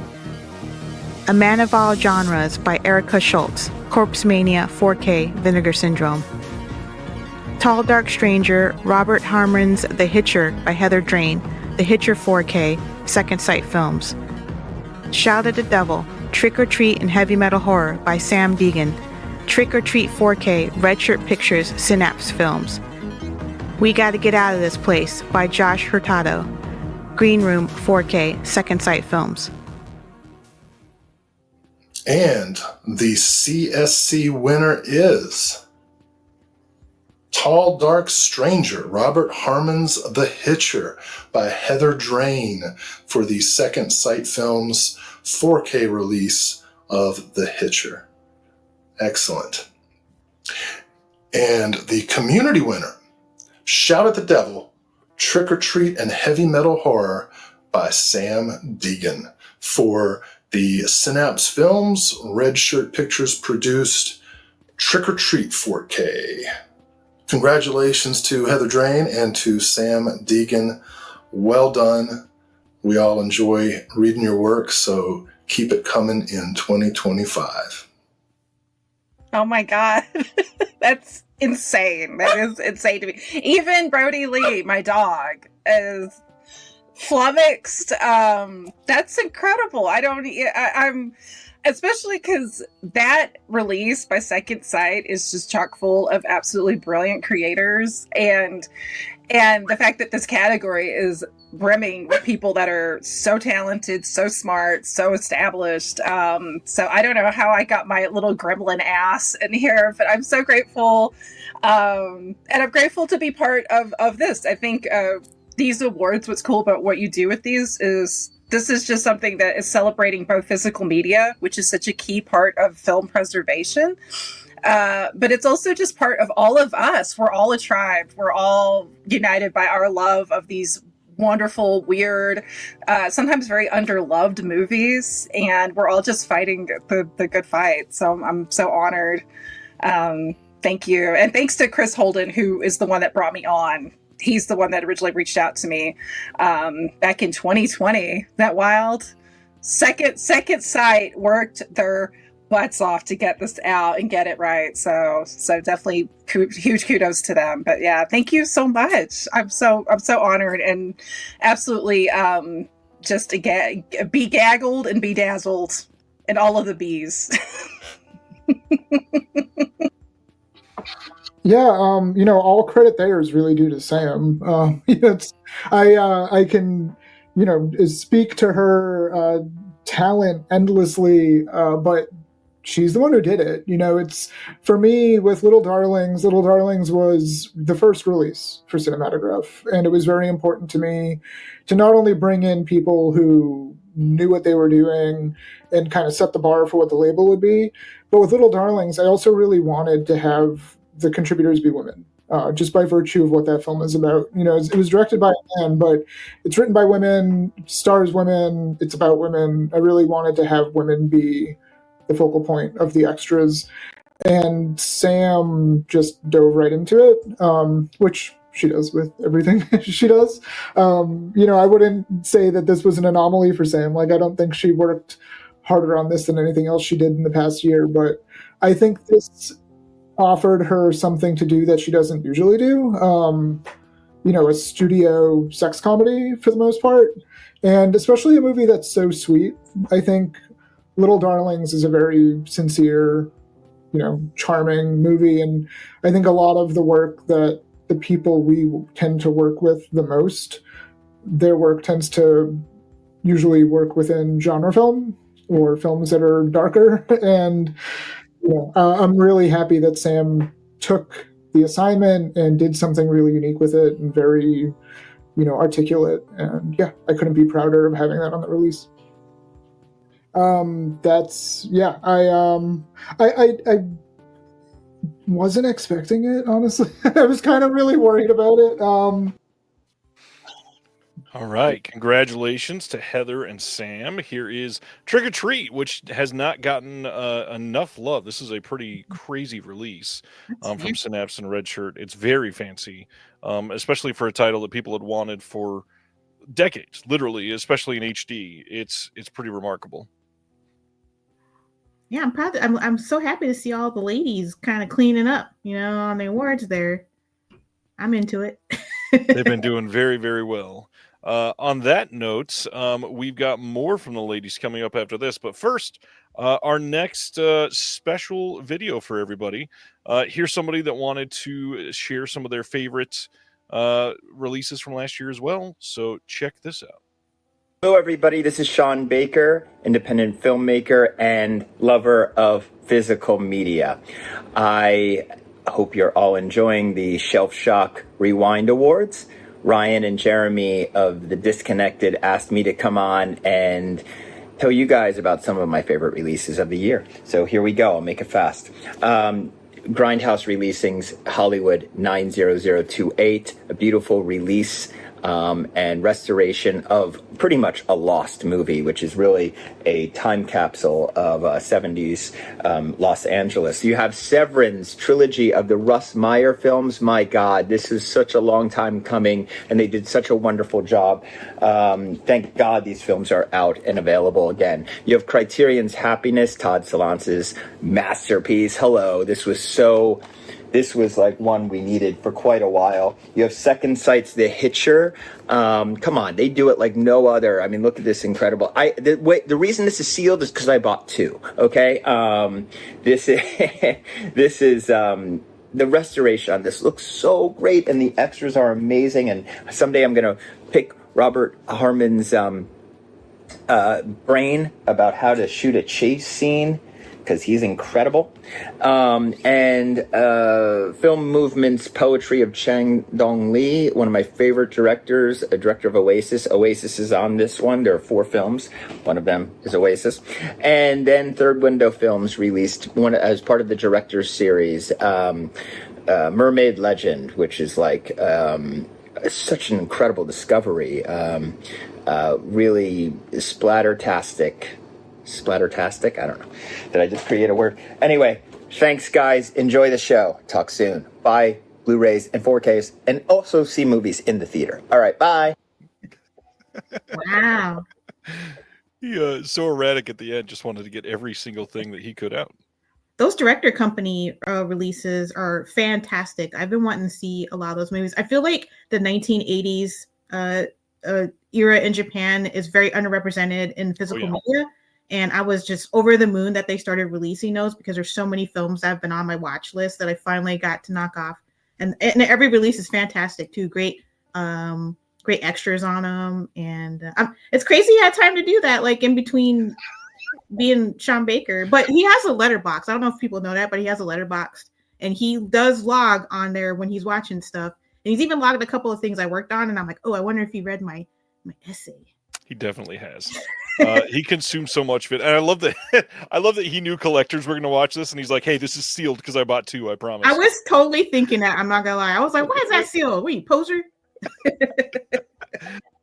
No, he is a voracious consumer of this stuff, and one of the things that I've heard him talk about before is loving commentaries. So let's go over to Cine Journeys to share the best commentary. Coming live from my house in Atlanta, Georgia, I'm Jill Blake. This is Aaron West. Hello. This is Ruby. And we are from Cinejourneys, cinejourneys.com. We are the co-founders and owners of Cinejourneys, a community for cinephiles. And we've got a lot of great things coming on. Imogen Sarah Smith is going to be leading a class on Pal and Pressburger. We also have our good friend Millie DeChirico, who is going to be leading a class in the summer. A lot of great things happening. Cult Cinema, yeah. Cult Cinema, y'all. And we had to do this because she was going to bark. And I'm out of breath because she's really heavy. And so I have a book, The A24 New Wave. We have a crowdfund campaign that's about to end, I think, this week when this airs. But we are presenting the nominees for the Best New Commentary. Hey! And the commentaries are amazing. Make more commentaries, go Blu-ray 4K, all that. Even DVD. Even DVD, We'll take a DVD. You can just shout me a commentary and I will take that. Ruby will take a commentary at any time. The nominees are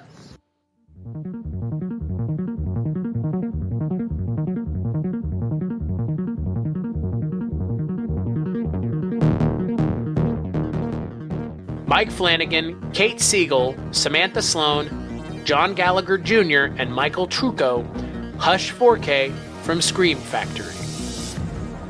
Alexandra Heller-Nicholas, The Hitcher 4K, Second Sight Films. Alexandra Heller-Nicholas and Josh Nelson, The Blair Witch Project, Second Sight Films. Chris O'Neill and Erica Schultz, Deep in the Heart, from Fun City Editions. Kevin Smith, The 4:30 Movie 4K, Lionsgate.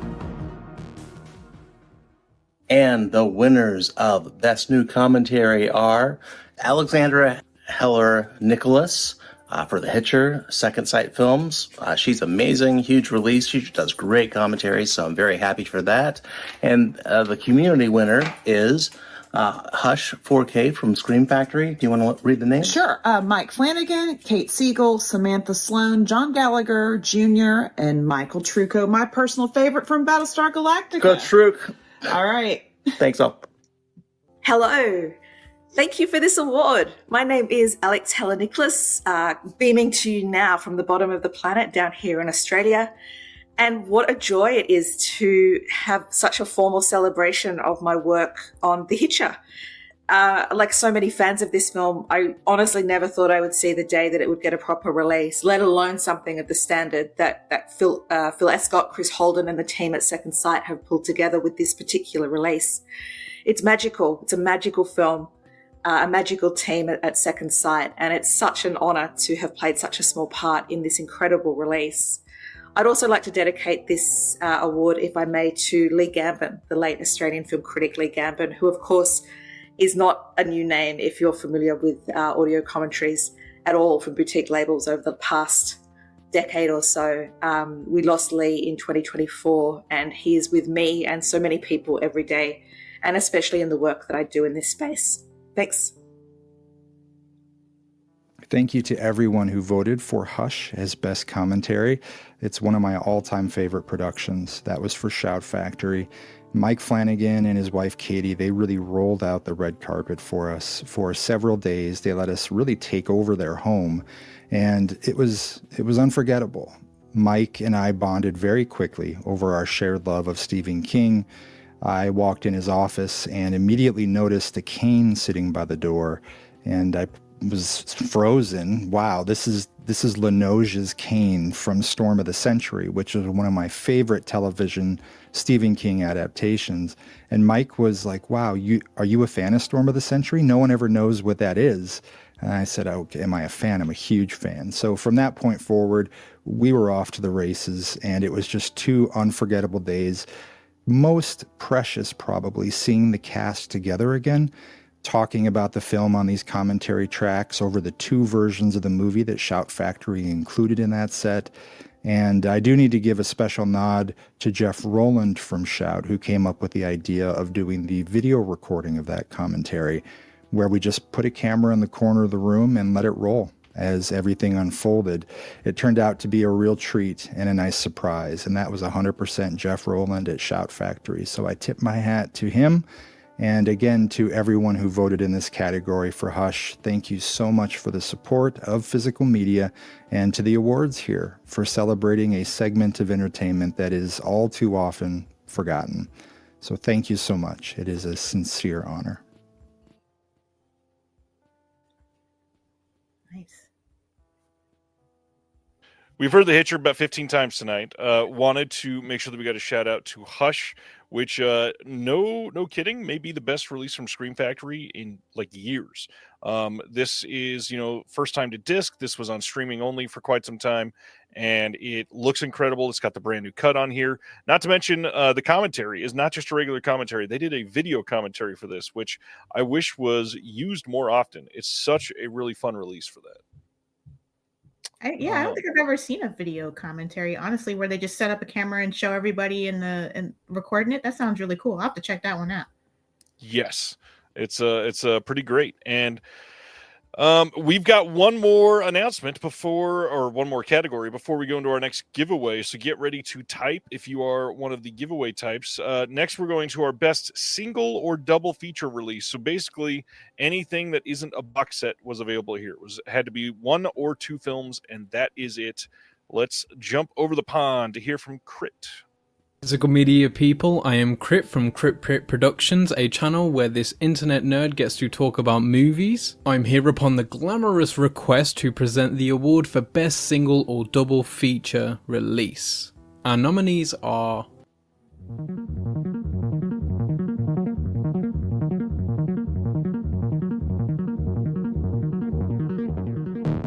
The Blair Witch Project, Second Sight Films.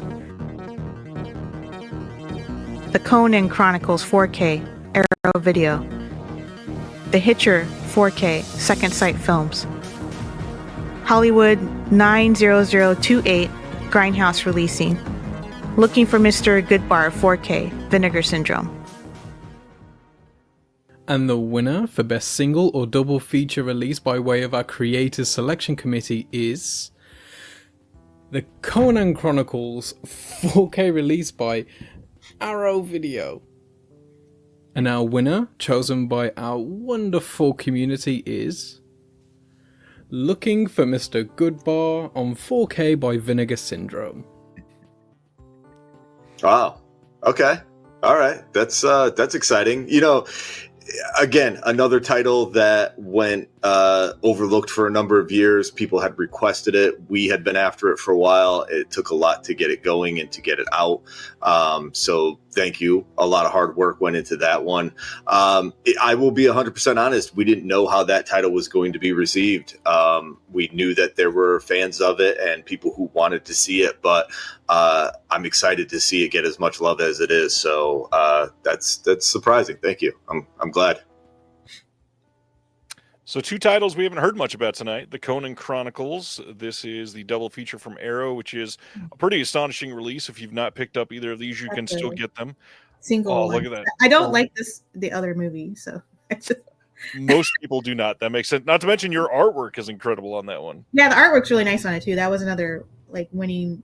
This is like a really great release. Like I feel like I've been watching like a dusty version forever, and I was like, wow, this is actually a very colorful, kind of deep, like huge movie, and I've never seen it look like that before. I've always watched the old washed out, they left it out in the sun copy or something. And then, of course, literally, I would say one of the best movies released last year, Looking for Mr. Goodbar. Incredible get for Vinegar Syndrome, a title that people have had on their list of, like, will never be released on physical media ever. And they showed up like crazy in November alone. Most of their slate were Grail titles, which, how do you top that moving forward? That seems dangerous. I know. They must have some even more cool stuff coming. Well, speaking of cool stuff coming, they always do really great things for their April Fool's Day. This year, they gave away this wonderful Side Roads blank slipcover, and Michelle's got something to show you. This is the limited edition version. You need to zoom in on like the abs. I spent 30 minutes drawing those abs in there, as you can tell. I have his taco meat chest hairs on there. You know what? Boobs are hard to draw. I'm never going to talk shit about dudes drawing boobs bad ever again because tits are hard to draw, man. I don't know what happened there. But as you can see, I can't draw worth a shit. But this will be on sale on eBay for $500. That's gonna start after the award show. So you guys can get your get your phones ready for that. Well, if you want to do your version of your own, we are giving away a copy of Side Roads sealed with the draw your own slipcover markers and everything right now. Let's hear the question for this giveaway. So the question is, what year was Vinegar Syndrome founded? First one to answer gets it, and I'm expecting this one to get answered much quicker than our first question tonight. Look at that. Wow, 1 second. Jeez. Eric Johnson is correct. 2012 is the first year they were a label. The archive was around for a little bit longer than that, but Vinegar Syndrome itself as a label was 2012. That's a huge deal. Eric, send me an email to remind me. I already got your address, but I will get this out to you as soon as we're done. This is such a great thing. I'm glad that people have been able to fall in love with this brand new idea of draw your own slipcover. Curious to see what they do this year. They keep one-upping themselves as well. So gonna be hard to top this April Fool's thing. let's head back over to Europe to listen to Best Region B. What are we on? I think we're on Best Region B release overall. A dear friend of mine. Hope you guys like this. Folks, the Vegan Satanist here from Germany. My second time for the Share Shot Rewind Awards. I'm so glad to be back. Kiss ya. But that doesn't matter. Now I should introduce myself here and tell you who I am. For those who don't know who I am, I told you I'm the Vegan Satanist. So, if you know who I am, you know that I'm the Vegan Satanist. Anyway, what have I done? Well, I done a documentary about Vincent Price, which is coming this year. Keep your eyes out. And also, I was working for some labels in Germany. So that gave me the reason to represent the award for Best Region B release. Yes, even the Europeans have some releases in Region B which should be awarded. And that is what I do. So, clap your hands, everybody. The nominees for Best Region B release are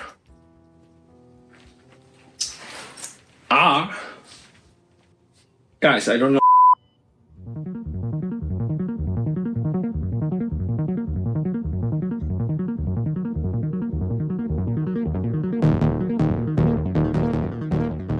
Bellatar, a Curzon collection, Curzon.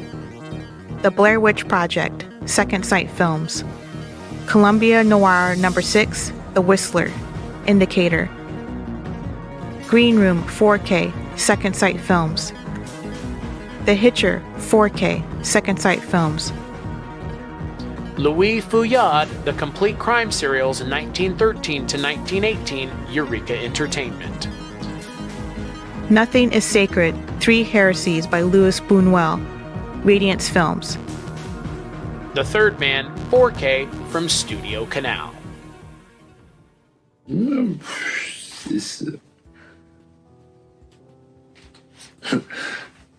We're back.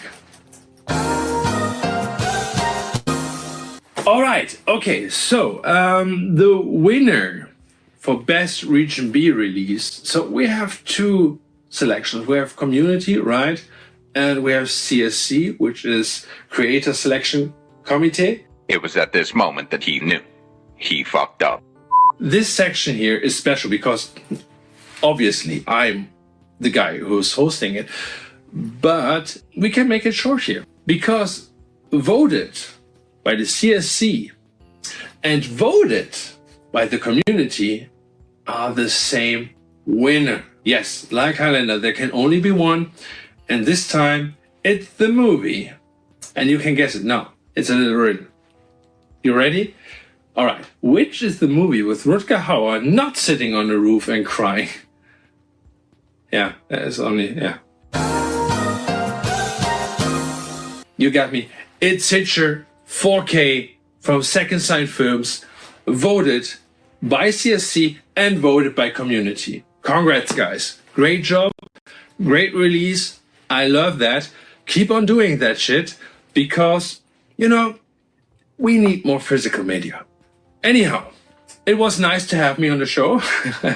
And I wish you a lot of fun. Keep it physical. We see us down there on the road. And yeah, watch out for the Vincent Price documentary. Over and out from the Vegan Satanist. And I try to riddle this puzzle again. Couldn't be so hard, right? It's easy. It's, I don't know. It's French. I must say, I'm like super into their entire everything that was happening. Their look. I thought I'd throw it out there. I like their look. Shout out Laurent, who's in the chat. Obviously, The Hitcher cleaning up tonight. Incredible release. Glad people are into that. I really want to shout out to Laurent's documentary on Vincent Price. I'm about halfway through it right now, doing some QC with him, and it's incredible. Cannot wait for people to see it. It is a remarkable achievement. He's done some great work, and I don't know. I wish I could share it with everybody right now. It is so damn good. It's incredible. I was speaking real quick of Vincent Price. That BF Feist that they put out with his Cooking with Vincent Price was a fantastic release too. It's like all the recipes, like if you cook them, they would be gross. but it's just like fun to watch him, just like, free balling all the recipes, and he's obviously didn't study any of them or try them out at any point beforehand. And it's a really great release. Like if anybody wants more Vincent Price. I agree. Yes, it is one that everybody should have. It is a lot of fun. Shout out to my friend John, who did some editing with the interview that's on that disc as well with Victoria Price, Vincent's daughter. We've had Region B. Let's get to Region A and find out what the best Region A release is. Hi, I'm Justin Beam with Reverend Entertainment. I'm a producer of special features for a number of different studios and labels like Paramount, Shout Factory, Umbrella, Arrow Video, and a bunch of others. I'm really honored to be part of these awards this year. I think it's a wonderful thing you guys are doing in terms of celebrating physical media, something that is needed now more than ever. My category to present is Best Region A Release, and here are the nominees.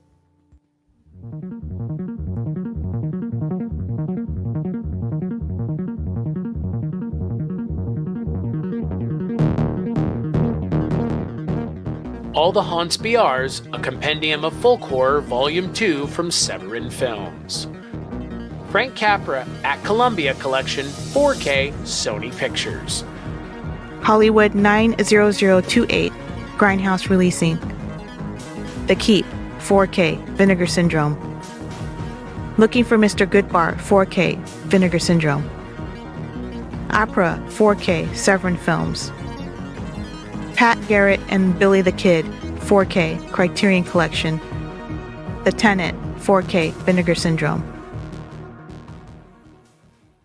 And the selection committee and community winner is All the Haunts Be Ours Volume 2 from Severin Films. I'm a huge fan of both of these releases and cannot recommend them highly enough. Cheers to David Gregory and everyone else who was involved in both of these, especially that Volume 2 that's won both categories this year for Region A. Severin cleaning up this year with All the Haunts Be Ours Volume 2. Man. Well, it's a great release. I mean, I'm not surprised, honestly. Yeah, especially when you are bringing so many, 13 different discs. There are, I don't even remember, 15 or 16 films in this thing. It's a hell of a big package to put out there. And David Gregory killed it with this. And Kayla Janice, incredible producer. Probably not much of a surprise after those to hear about Best Box Set. But let's jump right into it. Media lovers, I'm Jason Kleberg from the Force 5 podcast, a show where I force my guests to come up with a movie-themed top 5 list topic, and then we reveal our picks on air.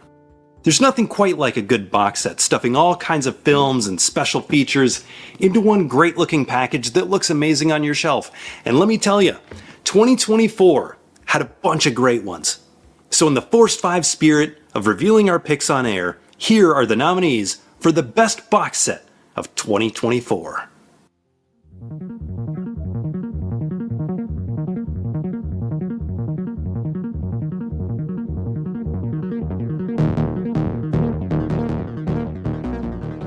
All the Haunts Be Ours, a compendium of folk horror, Volume 2, Severin Films. Frank Capra at Columbia Collection, 4K, Sony Pictures. Dai Gothic, Japanese Ghost Stories from Radiance Films. The Game of Clones, Bruceploitation Collection Volume 1 from Severin Films. The Houses of Doom, Cauldron Films. All right, let's open the Toy Story toy chest and see who the winners are. Oh, we got a good one here. All right, the Creators Selection Committee winner is All the Haunts Be Ours, a compendium of folk horror Volume 2 from Severin Films, an amazing achievement to be sure. And the community winner is also All the Haunts Be Ours, a compendium of folk horror Volume 2 by Severin Films. Make sure to pick that box set up. Make sure to pick up the first one too, because both great sets. Like I always say at the end of Force 5, life is short. Spend it with the people and the movies that you love. Shout out to the Toy Story box sets that he used for that. That's pretty cool. I've never seen that one before. Yeah, that one was pretty rare if I remember right. again, Severin just absolutely killing it. Obviously, all the Hans BRs Volume 2 is big on everybody's mind as they were voting this last January. Reminder that we are likely going to be doing this again next year. As you are buying stuff throughout the year, if you want to be nerdy about it, take some notes. Hey, I love this one. These are the categories they're probably going to do. Let's watch out for what we are going to be voting on so that you don't have to think about it too much when next January comes around. One that you can't figure out probably till the end of the year. Our next spot is Best Small Slate Labels. So that is going to be anything, any label that put out 15 or less titles in 1 year. This year, there was a lot of these that put out 15 or less titles, and I was kind of baffled by the amount of competition here, and I hope people pay attention to things like this moving forward, because small labels need a lot of attention to keep going. Let's go check out our Best Small Slate label. Oh, hi. It's me, Oscar Basher, archivist and vault manager for Vinegar Syndrome, an all-around depressing guy to be around. Every act of film preservation starts small and ends big, whether it's the first splice on the sole surviving moldy element, or exorbitant fees paid to find and license a forgotten classic. I delivered that line perfectly. Unfortunately, small in film preservation usually means not getting the credit you deserve for your Herculean efforts. So today, let's give credit and honor the nominees for the best annual slate from a small slate boutique label. The nominees are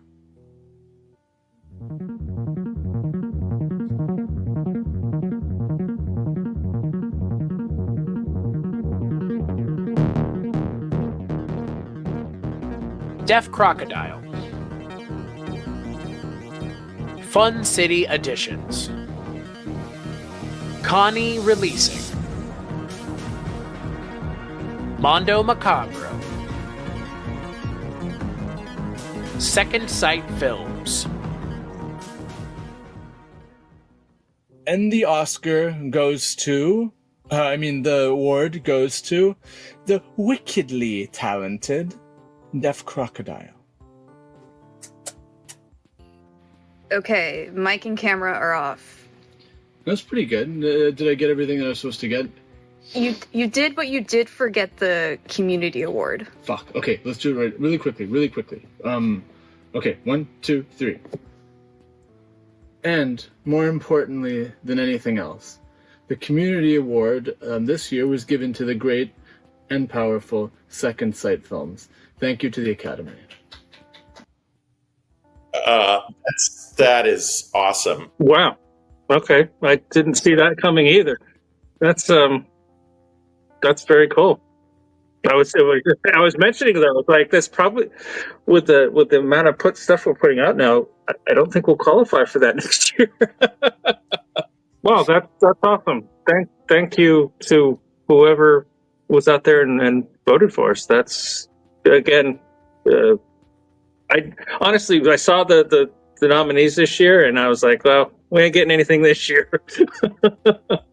2024 was really a watershed year for us as a small boutique label, because we made the big transition, as you know, from working with OCN Vinegar Syndrome to our new partner, Diabolic DVD. So I'd like to first extend an enormous thank you to Jesse Nelson and everyone at DiabolicDVD.com for helping us. There were a couple months there we were like, are people going to follow us? And then it turned out that, the fans and film lovers have really supported the releases we've been doing, which is great, both at DiabolicDVD.com as well as buying directly from us. And we've had amazing collaborators like yourself, like Dr. Will, like Beth Morris, who's our graphic designer in the UK, who does all of the standard edition graphic design for us, as well as a number of the deluxe limited editions. Walter Shaw, Jenny Barker, who write essays, Stephen Bissett, Sam Deegan, who've done a lot of commentaries for us. Who am I? Dave McKenzie at Fidelity in Motion, the authoring for our Blu-rays. I mean, we have an amazing team of collaborators that are literally all over the world. Yeah, so very, very, very, very unexpected. Thank you. Shout out to Deaf Crocodile. They won the CSC vote by 1 vote. Second Sight almost swept this one. They barely eked out a win over Second Sight, which is huge. They're one of my favorites. I love them. And I wanted to shout this release out a little bit more. It got nominated. It's hard because I'm like reversed. Okay. It got nominated, but it didn't win. But I've wanted to see a good copy of this forever. I had like this terrible bootleg, and it was like you could hardly see anything, and it had terrible subtitles, and this is so great. And Walter Chaw is on it, and I'm a Chaw head. I just made that up, but we can all call ourselves Chaw heads now. But this is just such a great release. So if you haven't picked this up, please do. It's really, really good. And also, I want them to release more anime. So I want them to make money from it and then be able to license more. Thank you. Yeah, it's a great release. That movie blew my mind the first time I watched it. Really, really well done. All right. Well, we've heard about the small slate, so let's look at large slate, which is anything over 15 releases in 1 year. And I still can't believe that one of my favorite critics, Jim Tudor, made this incredible video for us. Check it out. Hi, I'm Jim Tudor. I'm a film critic for SeekFilm.org and ScreenAnarchy.com. And it's my great honor to be here tonight to present the award for Best Single Slate from a large slate boutique label. You know, these boutique labels have been knocking it out of the park in the year 2024, and I'm sure we can look forward to such great work in 2025. And that, to me, above all, proves that physical media is not dead. I mean, good grief. If physical media were dead, show me the grave. Show me the... Oh, dear. Well, the nominees are...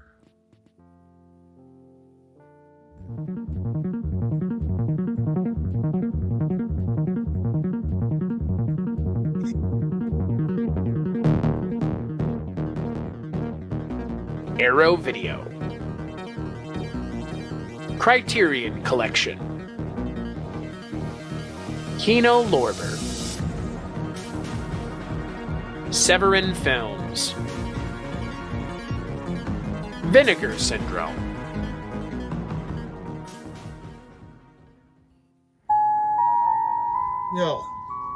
No, this can't be. This can't be right. Hey, I've got the winners right here. Physical media birds in hell. I mean, what is this, a Carrie parody? The winner of the Creator Selection Committee is... Severin! The winner of the fan community is... Vinegar Syndrome!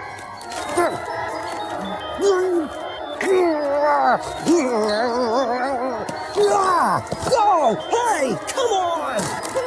Can you believe this? I'm just trying to get on an award!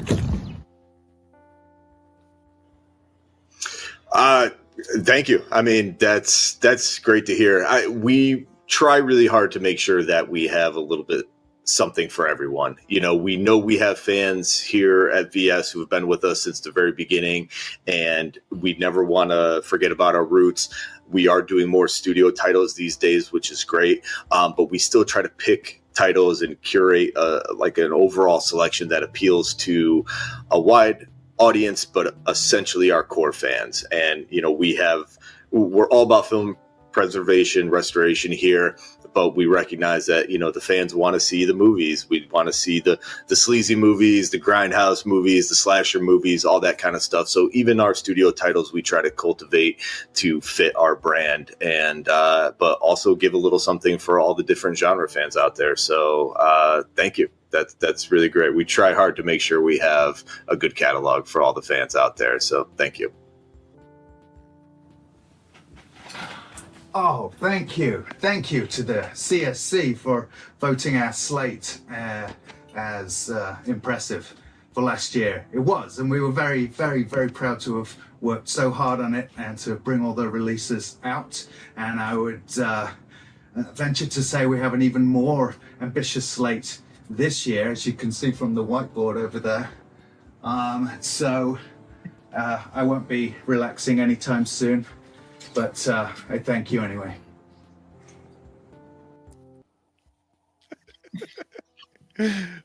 I don't even know how to follow that up. That was a lot.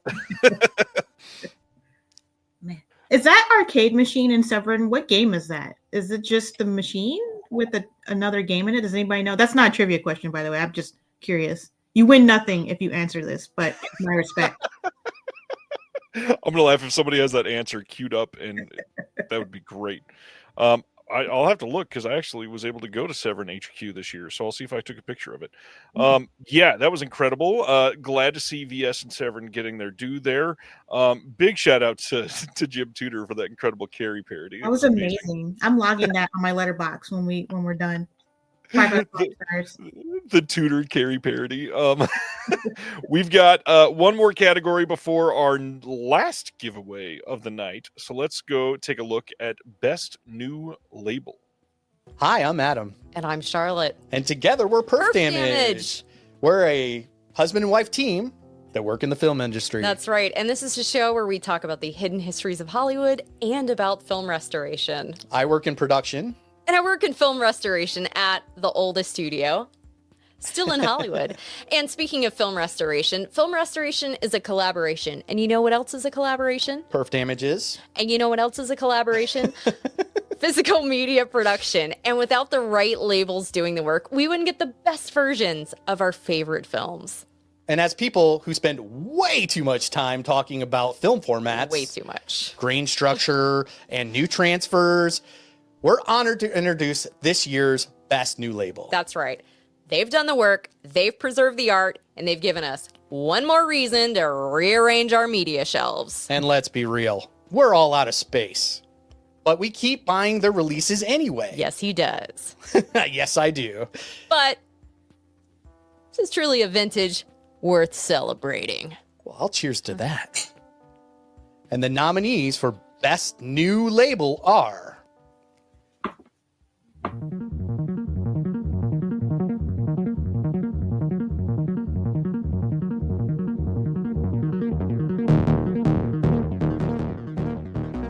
Bleeding Skull, Cartoona, Celluloid Dreams, Cinematograph, Graveface Films,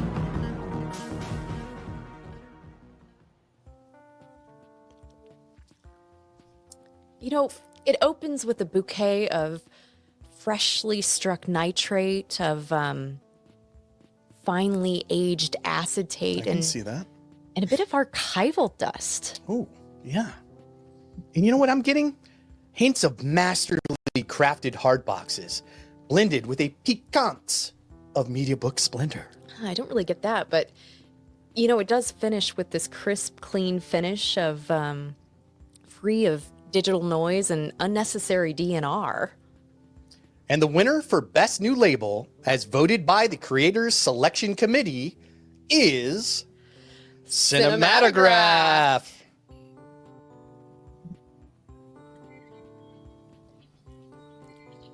You know, it lingers like a long-lost director's cut, meticulously restored to its former glory. I can see that for sure. Yeah. And the winner for Best New Label, as voted by the community, is Cinematograph. That's yeah. I wasn't expecting it, honestly. I was kind of really worried about it. I didn't think it was something that was a given. Just in terms of the other, folks who were nominated, who I think all bring something really exciting to the table for what we're doing. just boutique home video. So I never for once took this for granted. I actually honestly thought it was not going to happen, which maybe was the best way for me to go into it. But yeah, I'm extremely grateful that, the community decided that as well as you all.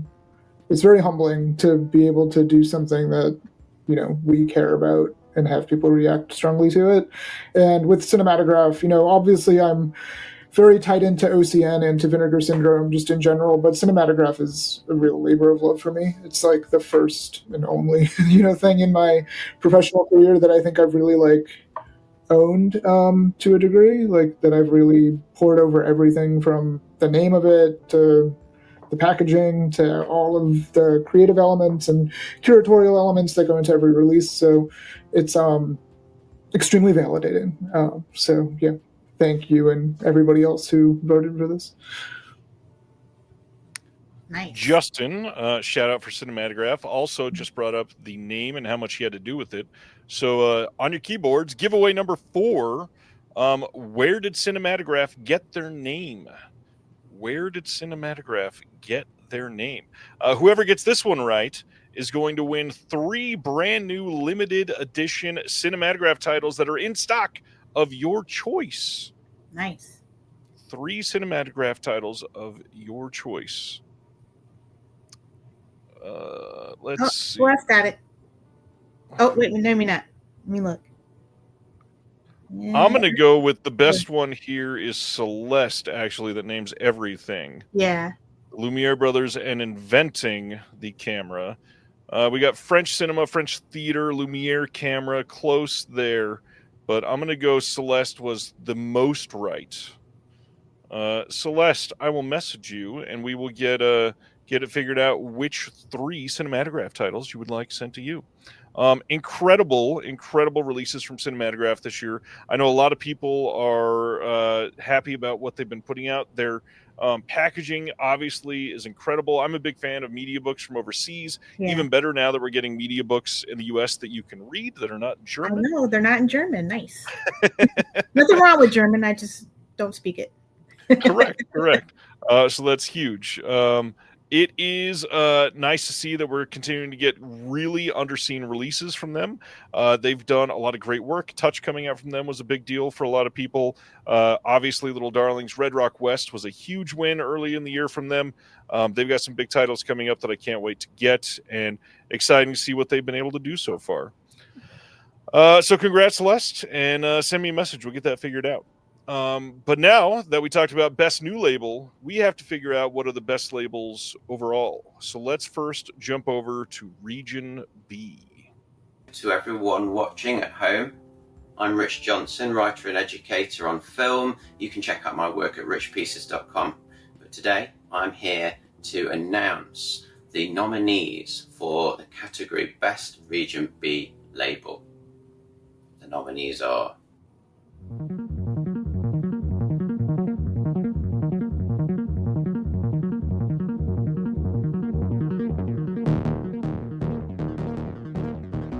Arrow Video, Imprint Films, Indicator, Radiance Films, Second Sight Films. And the winner is... it's Radiance Films. Bravo. No surprise there, knocking it out of the park as usual. I can't even keep up with these releases, but huge congratulations.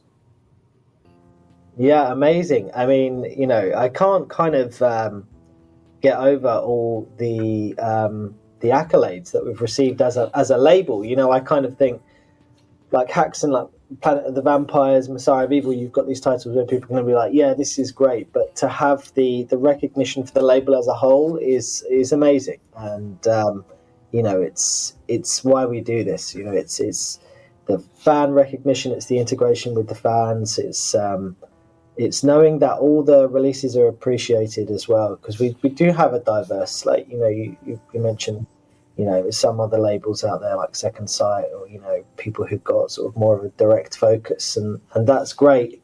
And sometimes I think, are we doing too much? But then it all is just kind of like, this is cool, let's do that. So that people agree is amazing. Radiance takes it for Region B again. It's their second year.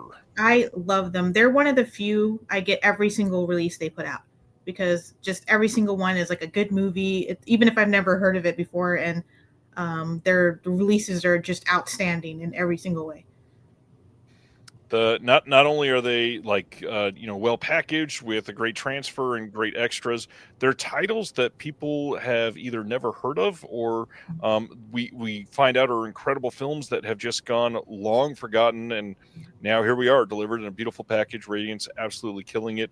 Fran doing great work over there, and can't wait to see what they got next. That was Region B. Now the question is, who wins for Region A? Let's head up to Seattle, Washington to find out. Hello, everybody.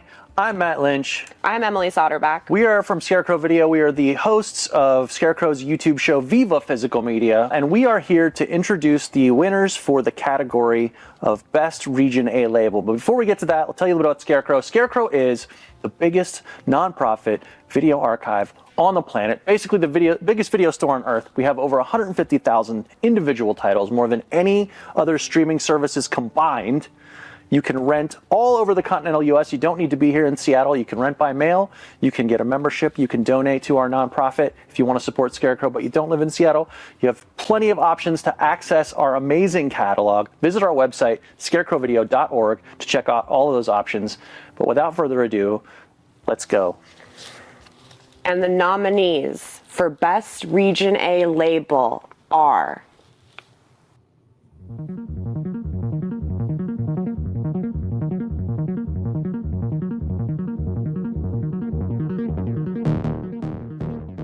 Arrow Video,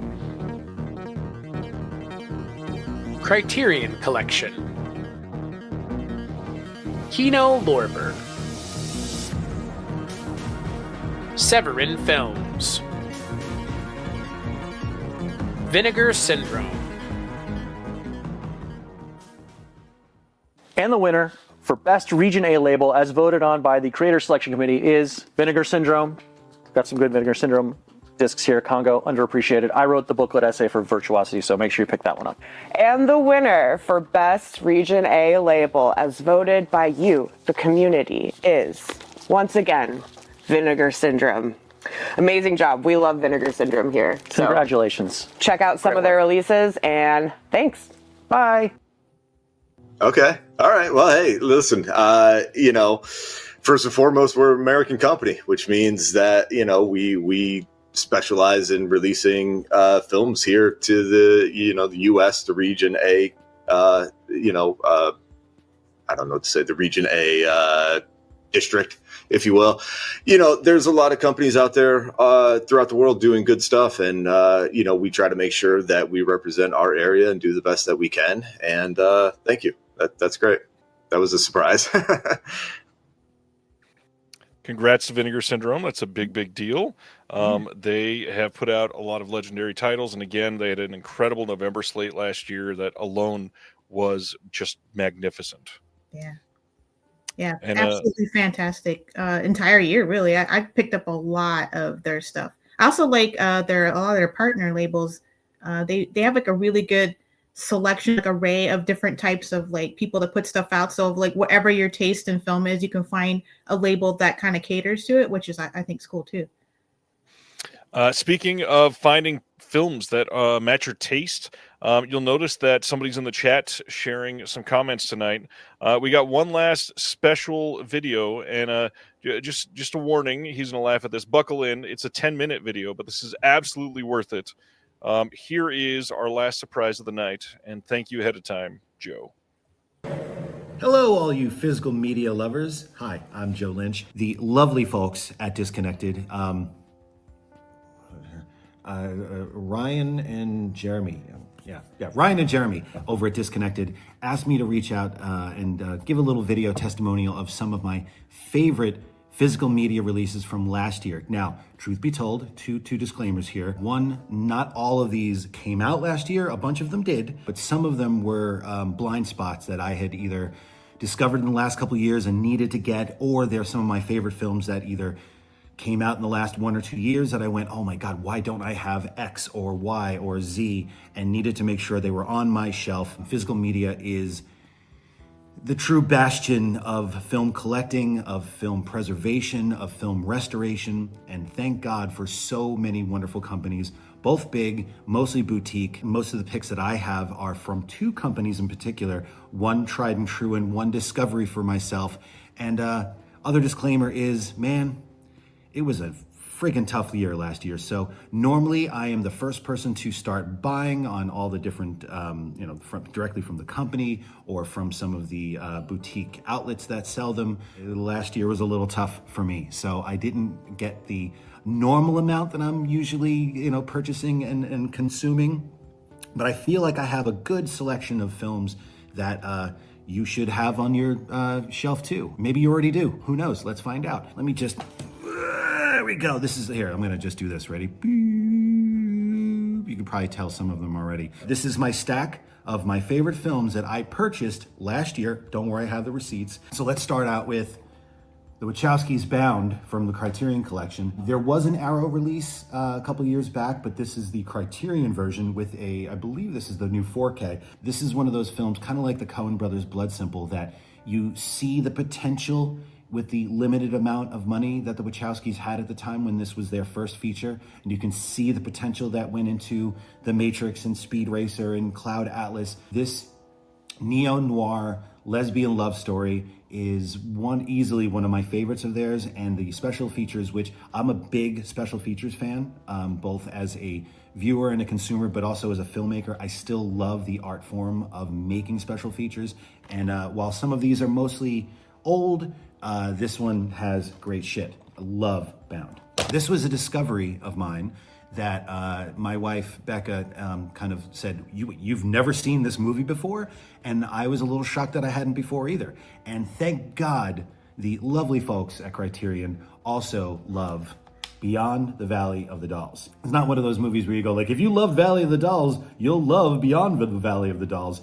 Because Beyond the Valley of the Dolls is fucking psychotic. Can I curse here? Well, you're gonna have to beep it out, sorry. The transfer is amazing. If you haven't seen what I consider maybe one of Russ Meyer's finest work, I know that they had the wonderful Severin collection that they reproduced this past year, but I needed to get Beyond the Valley of the Dolls, and God damn it, I did. I've always been a Sam Fuller fan, but I never really got the enjoyment of seeing one of his I guess you could say like one of his non-noir films, because I was always knowing him for his noir stuff.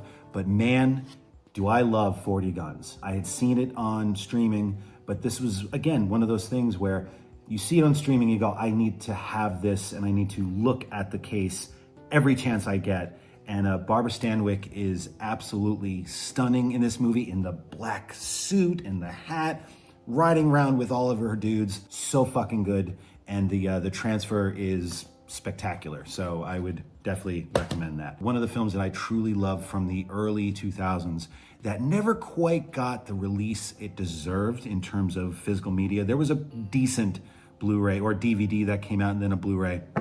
And that's Andrew Dominik's Chopper from Second Sight, which I'm gonna get to a lot, is a company that I only recently discovered in the last year.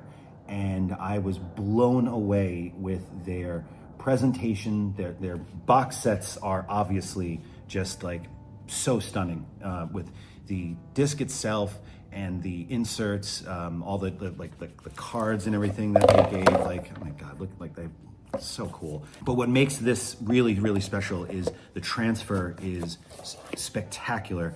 There's a commentary by Mark Chopper Reed himself, the subject of the movie, and the film itself is just the shit. How did this steel box of mayhem that released this past year get in here? Who knows? Another film that is childhood favorite of mine that Second Sight had on their library list that I go, how do I not have a copy of Martin Brest's Midnight Run? Now, I'm pretty sure that most of the special features that are on this film, on this disc, are old, doesn't matter. The transfer is gorgeous. This movie is maybe one of my favorite buddy movies of the 80s. You have Charles Grodin, you have Robert De Niro, you got Joey Pants, another Joey Pants movie on my list, just like in Bound. It may be my favorite Martin Brest film, with an amazing score by Danny Elfman. And Yaphet Kotto is so good in this movie. Just across the board, this is the movie that made me go, holy shit, Robert De Niro can be funny? Another movie that from Criterion kind of teeters the line in genre between comedy and drama, a little bit of action, and also another Joey Pants movie. And that's the Criterion disc for Risky Business. Marshall Brickman, who was a screenwriter, this was his, I believe, his first feature film. There's never been a better transfer of this film. There's a lot of really great stuff on it. The screen tests for Tom Cruise and Rebecca De Mornay, you'll know why they got cast, but it's still really funny to see those, especially when you look at them back in the day. Criterion did a great job with this disc. My last 3 films here are all Second Sight. This is where I fell in love with this company. The first one is the box set for Nick Refn's Drive. Look at this beast. These are the types of titles with these kind of presentations that people walk into your house and go, this guy knows what's up. The transfer for this movie is amazing on disc. And look at all of this extra stuff. This is like one of those food videos that people see where they open up the burrito or the burger and they go, look at this thing, oh my God. Huge. This is a not to miss title. Next up is a slightly newer film, Jeremy Saulnier's Green Room. Again, Second Sight. The book, the presentation, the transfer is great. Again, this is another title that I don't think got the proper due with the color palette. This transfer got it right. All the special features are great. There's a lot of new stuff, a lot of old stuff. Green Room is the shit. Finally, and I know I was watching the show too, and I know that Sean Baker pulled this one out, considering that he stole my #1 pick. It's a movie that I've been waiting for decades to come onto 4K Blu-ray. Yes, back in 1987, I was like, someday maybe there will be a 4K Blu-ray transfer of one of my favorite movies of the 80s. And Sean Baker stole my pick. This was, we had a mutual agreement. We were not supposed to have cross-pollination of titles. So fuck him. Good luck, Sean.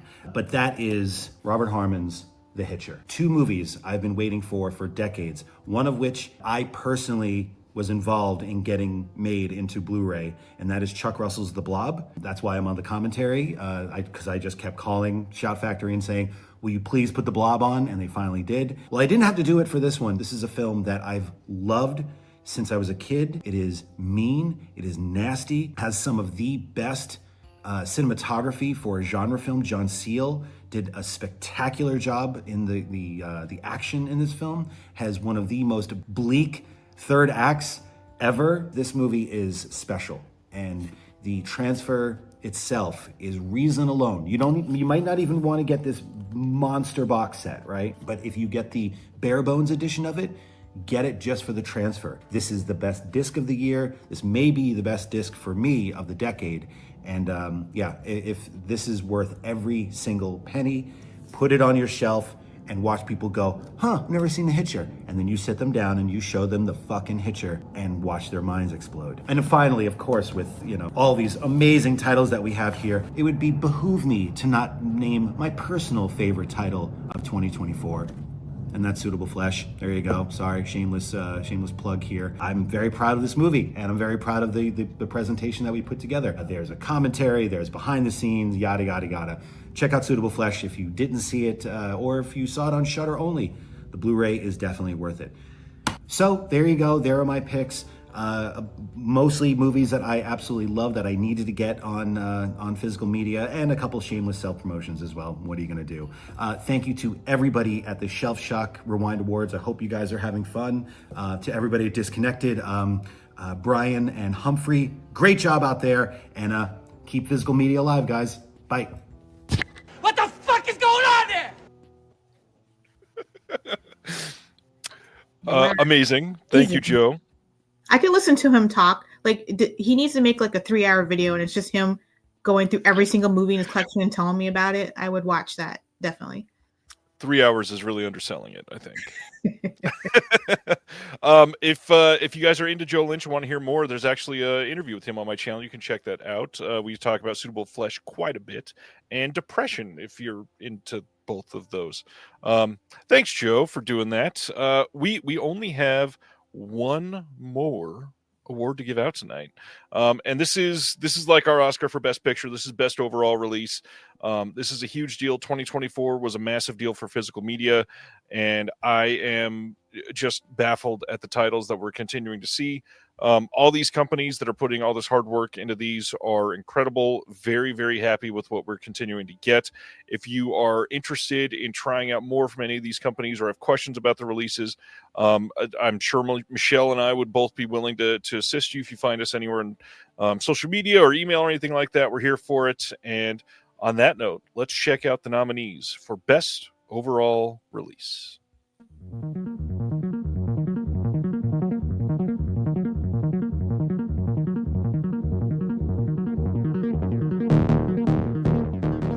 All the Haunts BRs, a compendium of folk horror, Volume 2, Severin Films.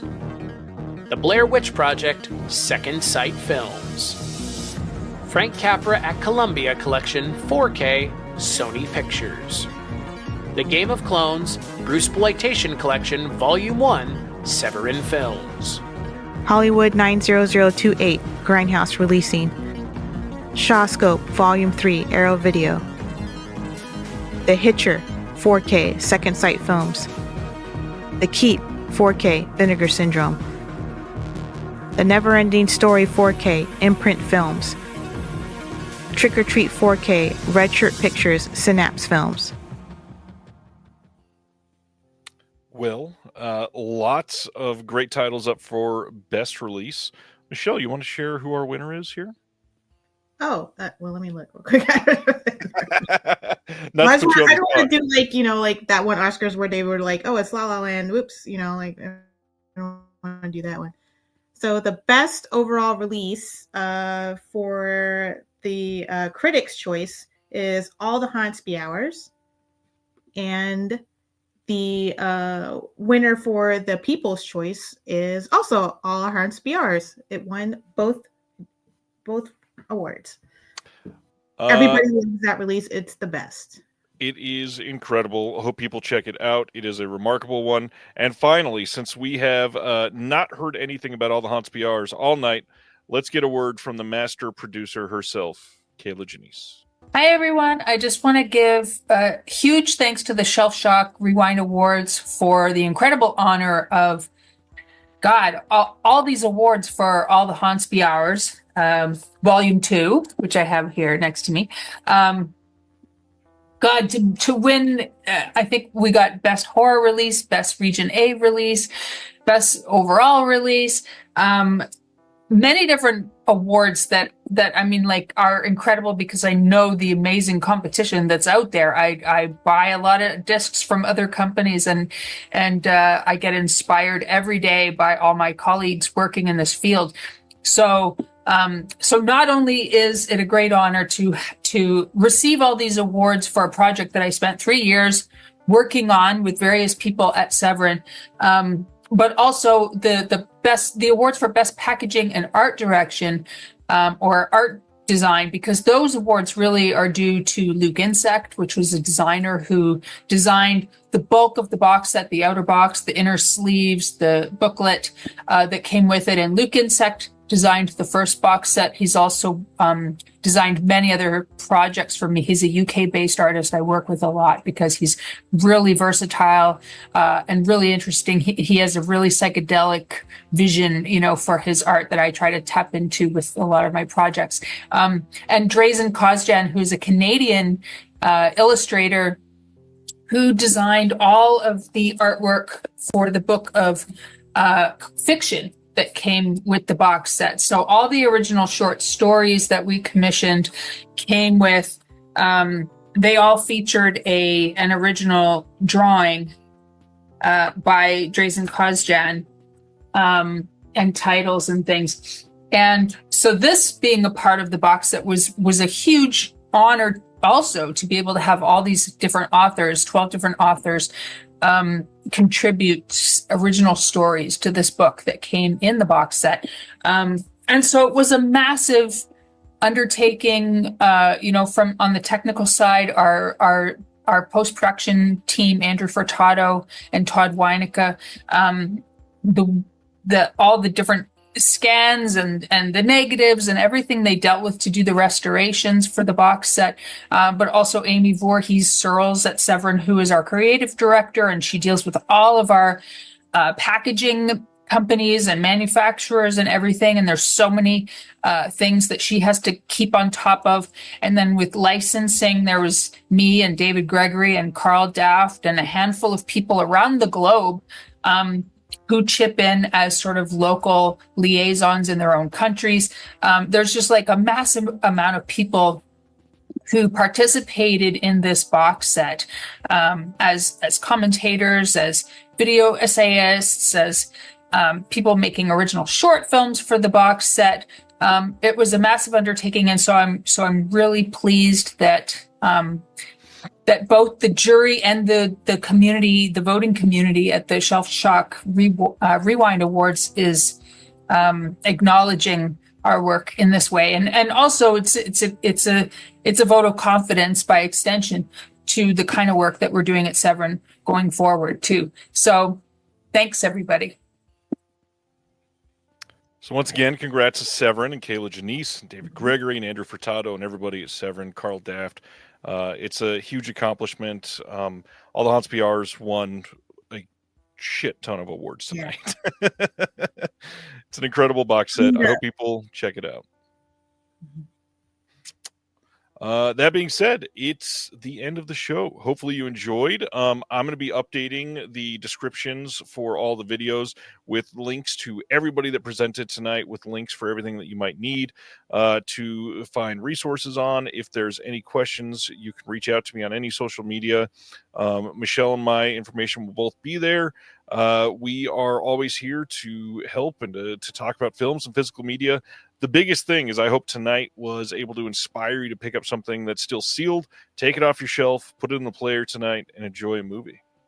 Definitely. I'm so glad you invited me on. I hope that I lived up to everybody's expectations because I have really bad anxiety. So I was worried. People loved you. But Godzilla gave me powers. He kept me company. This is my comfort Godzilla. So that's actually why I brought it out here. But I hope you guys had fun. I hope I wasn't too weird or anything. Not at all. Everybody seemed to love your nails. That was a big thing. Oh, my purple nails. All right, everybody. Make sure you subscribe to see more videos coming out here and in the future. Thanks to all the special guests, Sean Baker, Joe Lynch, Fran Galuppi, the entire cast from Dinner in America. Incredible. Had a blast tonight, guys. Thank you all so much for watching.